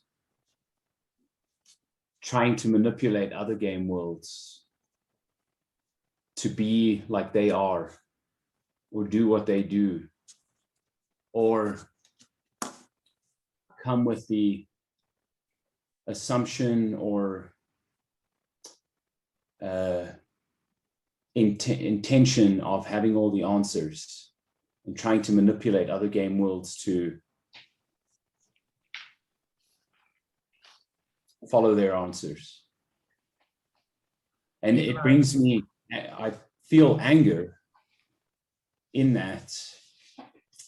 And that anger sometimes brings a lack of intimacy in my close relationships. And that brings sadness. Are you willing to give a more specific example of what your anger is about? Of what my anger is about? The specific example of one game world trying to stand as if it has all the answers for your game world and manipulate your game world into having the same answers that the other game world has. Yes. Currently, there's a large movement from local and global game worlds to force conformity on people and other game worlds. And Conformity about? Wearing masks, getting vaccines, living in a certain shaped box, driving electric powered vehicles instead of diesel, driving diesel vehicles instead of electric powered vehicles. I feel anger around freedom and choice, trying to be robbed from other people. Super. That's a total gateway for an emotional healing process. Not at all saying that it's wrong. You know what I mean? Like, none of these things that people bring up are wrong or bad or stupid. They're just simply transformational gateways for an unfolding of a potential that's in you in this case. And that's, so if you would like to use that doorway for an emotional healing process, that door is open for that. Yes. Who will hold space for me for an emotional healing process around this? You're Anne-Elizabeth. Anne-Elizabeth, yeah. I just want, and Lee Kumar, I want you to know, Lee Kumar, in this case, since I know that you guys happen to be working together, I would suggest you're not on that particular team. It's only for this one. It could be other ones that would be valuable, but this particular one, I would suggest you're not in it. Is that okay with you? And Clara, great. So Anne-Elizabeth and Clara, right? Clara. Wait, so Lee Kumar, is that okay with you? You have to unmute. I accept your offer. I accept your acceptance of my offer. Cool. Nicholas, nice to hear from you, and thank you for your sharing. Thank you. And enjoy your journey. It's good stuff. You're really, I just feel this brink of amazing good stuff that you're at. So cool. Thank you. Thank you. Thank you. Devin, will you go next? Yes. The game world that I'm playing in is really building out the subsection of the possibility management game world that includes Rage Club, emotional healing process, and also now gremlin training. And at the moment, the biggest pains for me are, one is something like I have so many times in my transformational journey either forced myself into a direction that I later realized I was in some way being adaptive, or it wasn't actually what I wanted to do. I'd say that's really the biggest thing. So it's something like just starting to let my voice and also what authentically turns me on in some of these areas be the thing that leads the next step for the game world, rather than either responsible victim, like someone has to hold space for it and it's got to be me, or the just simply putting pressure on.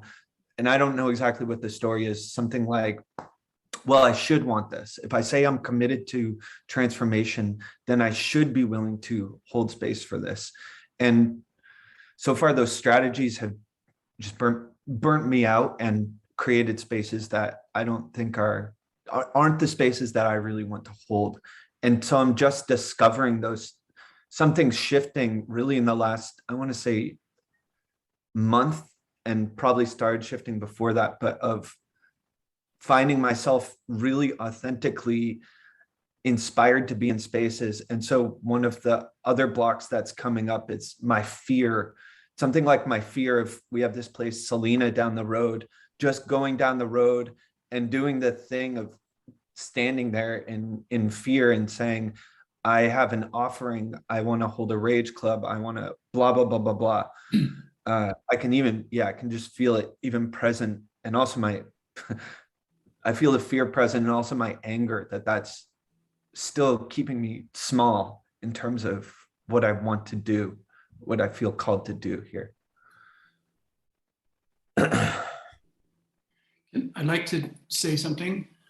It applies to basically all of us, I think, especially building out new game worlds, because to build out a useful game world at this point, we must locate ourselves at least at the edge of the context and thoughtware of modern culture. So everybody here is an edge worker. Being at the edge, you will encounter a quote unquote real, substantiated, solid status quo that is created, landed a man on the moon, etc. Cell phones, it's built all this, huge fossil fuel infrastructure that has provided food for 8 billion people on the planet, when the planet can really hold 1 billion or something without the fossil fuels or whatever. So there's this reality that has substantiated for 100 years. It looks so real. And then you're standing at the edge and you have a view of something completely different from that contextually. Like, people don't even, in modern culture, they don't even understand the word context, because we're marketed to believe that it's real. And so for you to have the power to identify a game world as a game world, and to identify context as a context, and to be able to step out of a game world and step out of one context and hold space for a different game world in a different context, this is power beyond imagination in modern culture. You have that much power. Having that much power and that ability, and it brings up a fear that's so deep in all of us about going crazy. There's this thing about, whoa, what's happening to me? Who am I kidding about this? Like, how am I fooling myself about this whole thing? It's like, this fear, so you're stuck in this fear of being considered crazy, or actually being crazy in some measurable way, and losing it, or being ostracized or killed as a crazy person, something like that. That's a fantastic doorway for an emotional healing process. And I encourage other people to take that one on too, whenever you get the chance. Thank you. Is someone here willing to hold space for me to go through the healing process around this fear of standing at the edge of the context? You've got, good, Richard. Richard, and was there somebody else? Yeah, Christina and Dan and Matthew. Super. Thank you. Great. Oh, thank you. Vera, would you go next? Yes. The pain that because first I've been in this liquid state from what Clinton had said in the context about the hidden purpose of manipulation, of like wanting the world to be better, and when I realized that I wanted things to be different, and the way that things were different is that people were different, and so how that has contaminated my game world building and space holding, and so I have in my pain, besides this liquid state in realization that how that has been playing, is a kind of similar. It's like it's sadness and fear, and anger, and it's about the being or daring to say, okay, I'm one of the people holding space for this possibilitator training, this huge, amazing vision and very, very clear vision. And then how does it keep being alive and in integrity, and then seeing how what has actually happened is it's like we're not, it's a long path. It's a long path, and for the people in the possibilitator training to be, in their adult ego state and decontaminated, and being enthusiastic for declaring and doing the speciality that they want to do. It's like it's a long path. And what does it take? One of the things that we have been exploring was the need of the village weaver with the guardian and with the space holder, with the game world builder and the evolutionary. And so to see how much of the evolutionary game world that I've been in the possibilitator training has not had that much village weaving. And so then the guardianship is strict or something like that, or becomes more strict. Farah? So yeah. Sorry to interrupt you. Go ahead. You've got such a vast map, but what triggered for me, the thing that's really up is that it's almost a millennial conviction that stuff can happen suddenly.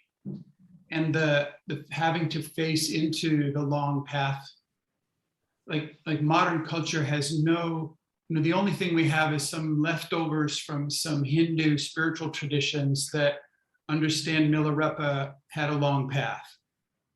Whereas us, point and click, this is our world. And so to stand in the long path, representing a long path, doesn't fit in any worldview, that you've really been. And if you could find what that is in you, go through, use that as a doorway, just the long path thing. Like, what does that mean really? And that you're taking a stand to represent that. Like, that would be the doorway I would propose. Yes. I'm just writing it down. Would someone in this call take me through an emotional healing process about standing in the long path? So Anne-Chloé and Jeff. Great, super. Thank you. Yeah, thank you very much. Vera, would it be okay for you if I witness that process, because it's important for me to? Yeah, Christina, thank you for saying that. I meant to say that before, that it's so valuable even to sit in on some of these processes, especially if you have not been delivering these processes very often. It's great to ask to be just to sit in and witness what's happening. It's so valuable to do that. So I invite other people to do that also. So if you want to witness, other people, just put it into the chat, or say it now or something. And Anne-Elizabeth, what were you going to say? I would like to sit in to the long path, because that's me too. Anna Maria? Also. Okay, yeah, not just this process, any of the processes. So what I'm saying is I'm opening that up as a tradition here, that it's totally welcome to have other persons sit in and witness, because it's just so matrix building and educational. It's really valuable. Thank you. Thank you. What I noticed is I had an impulse for some of the emotional healing processes that I did not feel like I had the matrix to lead. Yeah. Great. Do you want to have her next? Yeah, I mean, I would just actually, we still have about half an hour and we have been for about half of the people, but I would still propose to just have a couple-minute break because it's a pretty intense space, and just walk around and drink a glass of water and just be back in just a couple minutes. Okay. Thank you. Thank you.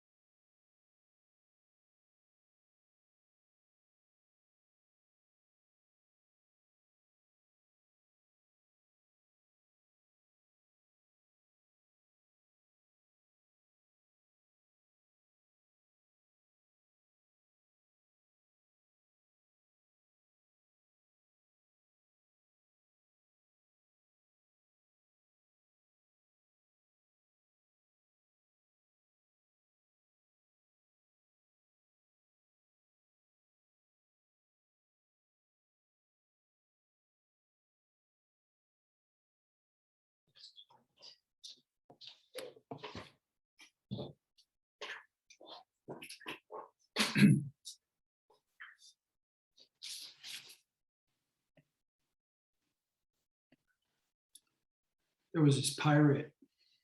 I'm not going to say it. You already started. It's a long one though, Jeff. It's like, it takes 12 weeks to tell this one.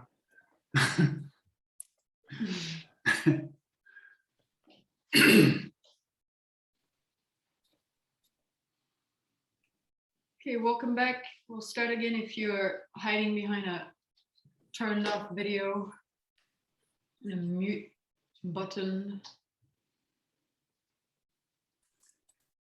I would like to say that we won't make it through everyone this time, so don't worry if you want, and we will definitely check in with you next time. And if you would like, if you have a sense of what your pain is about, the fear, your anger and stuff like that, make a note in the chat. And if you have clarity enough about what the emotional healing process is, just ask for that in the chat, or even just before we end, and we'll carry on like that. I also want to say that this first time when we're meeting each other and kind of inviting each other into our own worlds, that there's so many worlds that are here, and it just takes this time. But the intention is there'll be a lot more action going on in the sessions. So tell your body next time just to be, you don't have to imagine it being so, what do you call it? Motionless, something like that. We'll be having some action happening, which is also intense. So, but just to let you know. Yeah, but I was noticing that when Vera was talking and I was getting this millennium thing, then Clinton said, and then I was checking with myself and I could feel in me this, God, like, let's move into action, like what, and I could feel the other people, like some of you are like, I'm tired of listening, or let's move into action. And there's something about that part in me that I could feel that is really millennium, and that in a way it's a way that I forgot how to really listen, and like really to be, it's a very intense space actually that we've been for the past couple hours of, like Clinton said, encountering whole worlds, like huge amount of energy and ideas and principles and bright principles and shadow principles, and I mean, I noticed some people here have developed and really this muscle of being able to really listen and endure this intensity of encountering and engaging each other. And I say that as this is a muscle I want to develop. And so I'm paying attention to how much the intensity of this encountering can I hold just here in this space for the next 20 minutes. And yeah. You mean rather than sending out messages and handling some details in the background? Logistical details. Yeah. Okay, we'll have time for a few more people. Anne-Elizabeth, would you go next? Yes. But the question is, what is bugging me? Is I'd forgotten. I am scared to be sharing myself in the public spaces around possibility management, and I'm doing it anyway. I have taken a stand for emotional healing processes for myself and for other people. I've developed a EHP dojo idea where people meet every week at the same time. And then we build a wall on Telegram with the jewels that we learn after having our EHPs. The scared thing is that I have an idea of combining this eating system coaching that I have with the EHPs, because when I stopped eating certain foods to numb myself, then the doorways, many more doorways opened. And I'm not sure about what Anne-Chloé, what you had said about team versus circle. Before I needed team, but now I feel like I'm getting the sense of team from the EHP dojo, and I don't, and I've been in liquid state and not really understanding a lot and working on being okay with that. Cool. And Elizabeth, I have a proposal for you. Yes, please. Which is to ask for an emotional healing process about what you mean when you say myself. And because you use the word without actually taking a stand for what that is. And that can be totally confusing. That could be one of the sources of the confusion. Because like if each time you say I or me or myself and it means something different, it establishes 3 or 4 or 5 different contexts in one sentence. And that is so confusing. And it's astonishing work to distill what's up with that. So I would propose something like that. And I just want to thank you for establishing the emotional healing process dojo. I've heard echoes of it from different people, and it's really benefiting a lot of people. And so if anybody here wants to get and participate, I'm sure, and Elizabeth would help you, give you details and stuff. Yes, I imagine there will be ehpdojo.mystrikingly.com or something at some point. Yes. Cool. So do you want to ask for that? Yes, please. Yes, please. But I'm on my phone and I'm not able to do this. Could you please put your name in the chat? Just ask for it for now. this. But yes, what I would like, yes, I would like for people, could someone hold space for me to clarify the myself, who I mean when I mean myself, and to clarify context. Actually, is that right? Yeah, it's just if you don't specify it so narrowly, you get a better result. So it's just an emotional healing process about that. May I have a whole emotional healing process? Hold space for me for emotional healing process.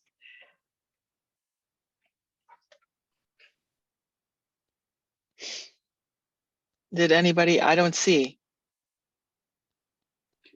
Not yet. I see Christina trying to keep her hand, Christina Dershner, trying to keep her hand from going up, but it went up twice already. So I think she's one, Christina Dershner. And probably Divyam Shu is the next one. And then Martin. And Martin. So Divyam Shu, does that work for you? Yeah, good. Okay, great team. Thank you. Thank you, and Elizabeth. Thank you. You know, this is the wonder, the miracle of the video conversation is a lot comes across the screen you don't suspect. So very good. Thank you. For those of you who haven't spoken yet, who would like to go next? This is about the pain, the breakdowns in your game worlds. Matthew, go ahead. Hi, everyone. Matthew in North Carolina in the US. And the pain that I'm having right now is I'm having, mostly this fear of I'm a part of creating and Gameworld with a couple of friends, and I have been having this discussion about context and have been telling them about this work that I've been doing in possibility management, and actually invited them to this. And so they didn't want to come, which is fine. And actually I had an emotional healing process around that interaction. And the fear is about, not having, when I'm in spaces like this, I'm kind of like, I'm able to I'm able to be in connection with the person I'm connected with when we're doing some type of exercise, but I'm unable to sort of like hold that intimacy with another person outside of this space. So that's sort of proposal. Do you want to say? Go ahead. You just named a doorway perfectly, which is this fear of taking a stand to be yourself. Like your survival strategy is so excellent at being invisible. And there's something really big in there for you about that. Yeah. You want to go for that? Like to Yeah. have a clear context for you makes you shit in your pants, because what will people think? How will it work? And it's so easy for you, a lifelong of being invisible, being the second guy back. You're 2 or 3 people back from the front lines. That is such a survival strategy, and it's time to let that fall off. That's a huge step. So that'd be a great step. Yeah.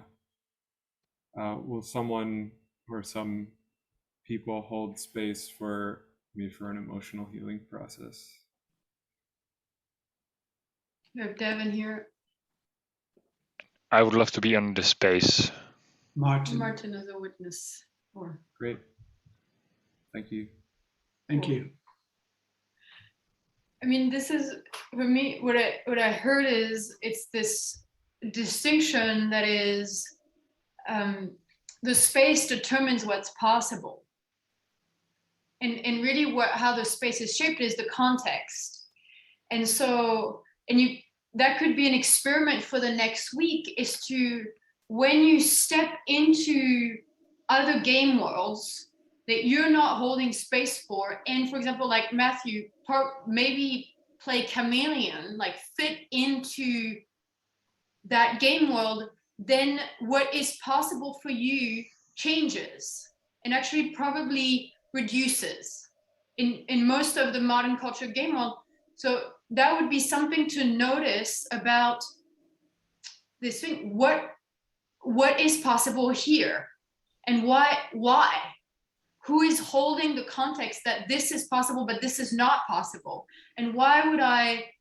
And it's like noticing this, how good we've learned to be chameleon, to fit into the context, the unconscious, agreed upon status quo, which kills our ability, like, to be ourselves. And that's what Clinton was talking about in terms of holding your personal bubble of space with your culture, your own culture inside. So you walk around with your own space where you have decided what's possible. You have declared what's possible, and you never have to be adaptive then to the external context, because there's always this gap between any interaction that you have with other game world in your own declared context and space, and therefore what's possible for you. So that's what you let go, Matthew. You let go, like what Clinton was saying, you let go of a clarity of a context, the clarity of your own culture. How do you want to live your life? How do you want to be on Gaia? How do you want to interact with other people? Yeah. And you can notice, when you get out of this call, for example, you can notice how long you keep it, and when does it go away? Yeah. When does it vanishes? And what is happening in you? Yeah. Thank you. Thank you. Thank you. Okay, who's next? Clara, go ahead. And then Chloe. I just came out of a community project and experiment, which we did the last 2 years. And we worked a lot with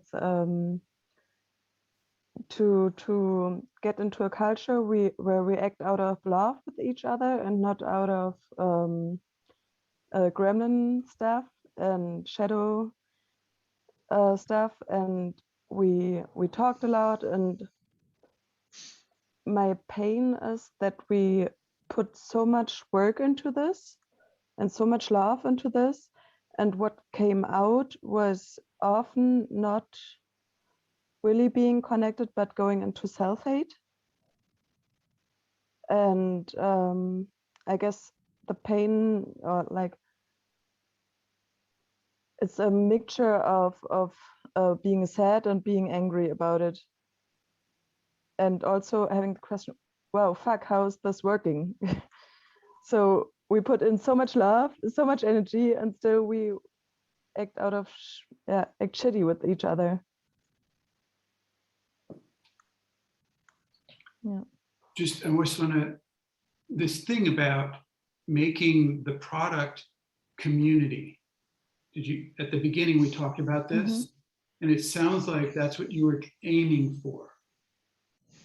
And if you do that, you'll end up, like Anne-Chloé said, as a dog chasing its own tail. And if you shift the game world to provide a service, serving something bigger than yourself, then community, like the love and the connection and the intimacy, you won't have time or energy for self-hatred anymore, because you'll be delivering stuff. You'll be involved in a different space that has, where people are so grateful for what you're delivering to them, and then the love will come back to you so much you just can't hate yourself anymore, because it's doesn't fit. You don't have room for it. It'll fall off of you. And if there's the thing that might be useful now is just a grieving process for having tried this amazing experiment for so long. And it's like you really need to pat yourself on the back and be appreciated for doing that experiment with such commitment, and like let the suppressed, all this stuff that's suppressed about it get complete, let it flow out. Do you understand what I'm saying? To get complete, let it complete itself, to complete the incomplete emotions from that whole experiment. Because right now you're carrying it as a baggage, like a ballast. I see Susanna volunteering to hold space for you about that. What? Susanna Hutzler was already putting her hand up. I'm nodding. She put her heart up to hold space for you. Would somebody else like to do that one too, for Clara? Chloe, you said? Chloe, you want to? Yeah, we're in the same project, so. But I'm really super overbooked. I can't volunteer. No, that's good. That's fine. Yeah, I mean, thank you, Clara, to bring this up, because we're making office for emotional healing process, and I don't know if this is really true, but it seems like there's some community that have come together in the purpose of processing. And this would be exhausting, really, because it's endless. The underworld is endless. Our emotional reactivity is endless. So there's never a point where that processing will end. And so it's to shift the purpose of why we're processing. Like why we're doing emotional healing process is not to get to the bottom of it, is so that we can deliver our service, so that we can be more adult, so that we can grow up. And without this, if you forget the so that, then it's like the process becomes the product, and it's kind of like digging a big black hole and shoveling shit, really. So yeah, and at the same time, having done that has built a huge amount of matrix and self-observation and noticing, and a lot of matrix that you can use now for holding space for emotional healing process for other people, and noticing what are the dynamics between people, what is happening. So it wasn't wasted time. Yeah. Thank you. And does anybody want to be in that with Susanna Hutzler? Yeah, Anne-Elizabeth, great, thank you. She's the dojo master. Yeah. Wait, who was the other person? Susanna Hutzler, Anne-Elizabeth. Thank you. Great. Thank you, Clara. I think we have time for you, Chloe, and that would be then our time. Thank you. So I think my biggest pain around those whole topics is about resignation right now. A fear of resignation, and also a pain of like seeing so many people around me where I can like sense their being and their visions, and also at the same time the parts of themselves that are deciding against that, or just giving up on what they believe in, and I can like see so much of sense what is there and what's possible, and the resignation and the pain in between seems so huge sometimes and so impossible to go over. And so I'm guessing that it has probably to do with this process of grieving from the last project, Yeah. and everyone going their own ways, but also my having a look at my own parts that are not 100% believing that it's possible to build next culture. Chloe, or like that. Yeah. I'd like to make a proposal for two things. One is, what are you? I guess I'm still finding out, but it goes in the direction of evolutionary. So Chloe, you're a witch.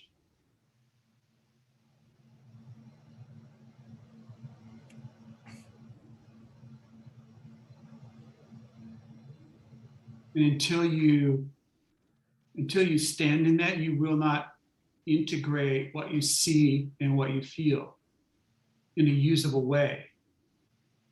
So it'd be really useful for you to go through a process that resignation is a mixed emotion. So you separate out what the mixed emotion is in resignation, find out what the sadness is about, the rage is about, and the fear. I know. I want you to find it out. Resignation is a mixed emotion. Find out what those emotions are and find out what they're actually about when they are not mixed. And go into, there's something combined with your unwillingness to be what you are, to acknowledge what you are. And because until you do that, you won't comprehend your role, your job, why can you see this? Why can you feel this? What are you supposed to do about it? That will come clear as you stand in what you are.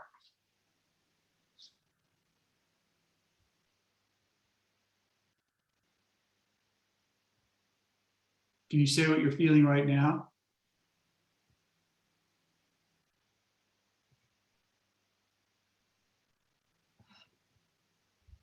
It's a mixture of. Actually feel it without analyzing it, just say it.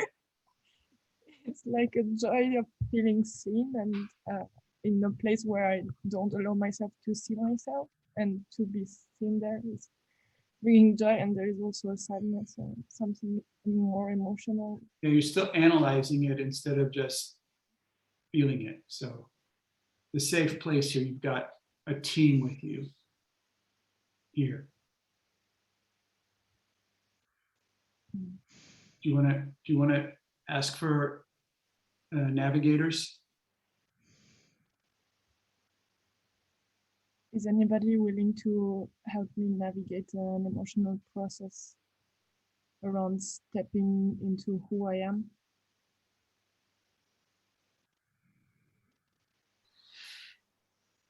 Good, Anna Maria and Christina. Fellow witches. Yeah. Thank you. Yeah. Somehow I'm getting this thing, Chloe, that you might want to read some Terry Pratchett, the Tiffany Aching series, to get what it is to be a witch. So it's Tiffany Aching's Terry Pratchett. I shall wear midnight. There's 5 of them. Okay, well. Vera will send you the details because she's reading them. Thank you so much. Thank you, Chloe. Could everybody please take a deep breath? Make sure you have your center, grounding core, and bubble still. We are wrapping up the first space of the Gameworld Incubator. I appreciate everybody's contribution and participation today, and I'm looking forward so much to this journey with you. And I'm sad because I wish I could have done this 10 years ago, and I could not. I could not. And I don't see anybody else in the world actually at this particular edge of human evolution. So this is where we are. But I'm also really glad to still be alive and still have the energy and the attention to hold this space with you and go along the journey. And I just feel so much high quality in your attention and in your space holding with us for this to fly. It's already flying. So I really appreciate the collaboration that's happening here. I was a little afraid that some gremlin stuff might come out and we might have to navigate that. It is none of it. So I'm so happy to be in this safe space with you all. And please don't hesitate to get in touch with each other and us for anything that you need. In the meantime, we have stuck a deep stick into a bunch of shit and turned it around. So stuff will be swirling and coming up for you in your dreams, in your daily considerations. Don't try to make them go away. These are all gateways. Don't hesitate to dive into the EHP dojo or ask for other people to accompany you on these journeys, on the emotional healing processes, and also a lot of new ideas and clarity will come up for you. And please share that also on the Telegram group for other people to benefit from the clarity that you get along the road. And we'll be doing the same. We'll be sharing the same stuff. Yeah, I just want to, and please, for the people who have not been able to share their pain just today, to use the chat, to just write it down. And if, like Clinton said, if you need an emotional healing process, if it's clear that one of your pain is a EHP, then just, you can ask for it. Yeah. Cool. Does anybody need to say anything before we wrap up this space today? Vera. Yeah, I just also would like to hear what's your pain, Clinton, in your game world. Also, if you could share it in the group, in the chat. Yeah, I'll do that. Thank you. One other thing is, if you can, there's this 333 practice. There's a website called 333, and it's a way to get better access to your anger.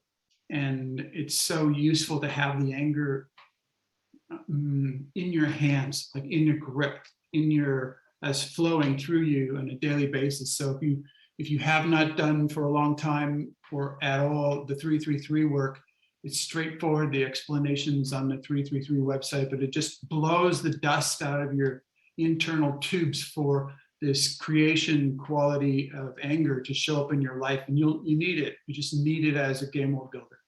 So please do that. And I'll post the links and the different info we talked about. Yeah, and there's quite probable that we'll be offering you some kind of experiments to do in the meantime to start to deepen more the intellectual level or the thought world level or other work to do behind the scenes that goes along with this. Yeah. Thank Cool. you, everyone. Have a good night for some and good day for others. Yeah. Thank you. Thank you. As soon as you can. Thank you. As soon as you can, hug somebody as soon as you can after this call is over. Goodbye.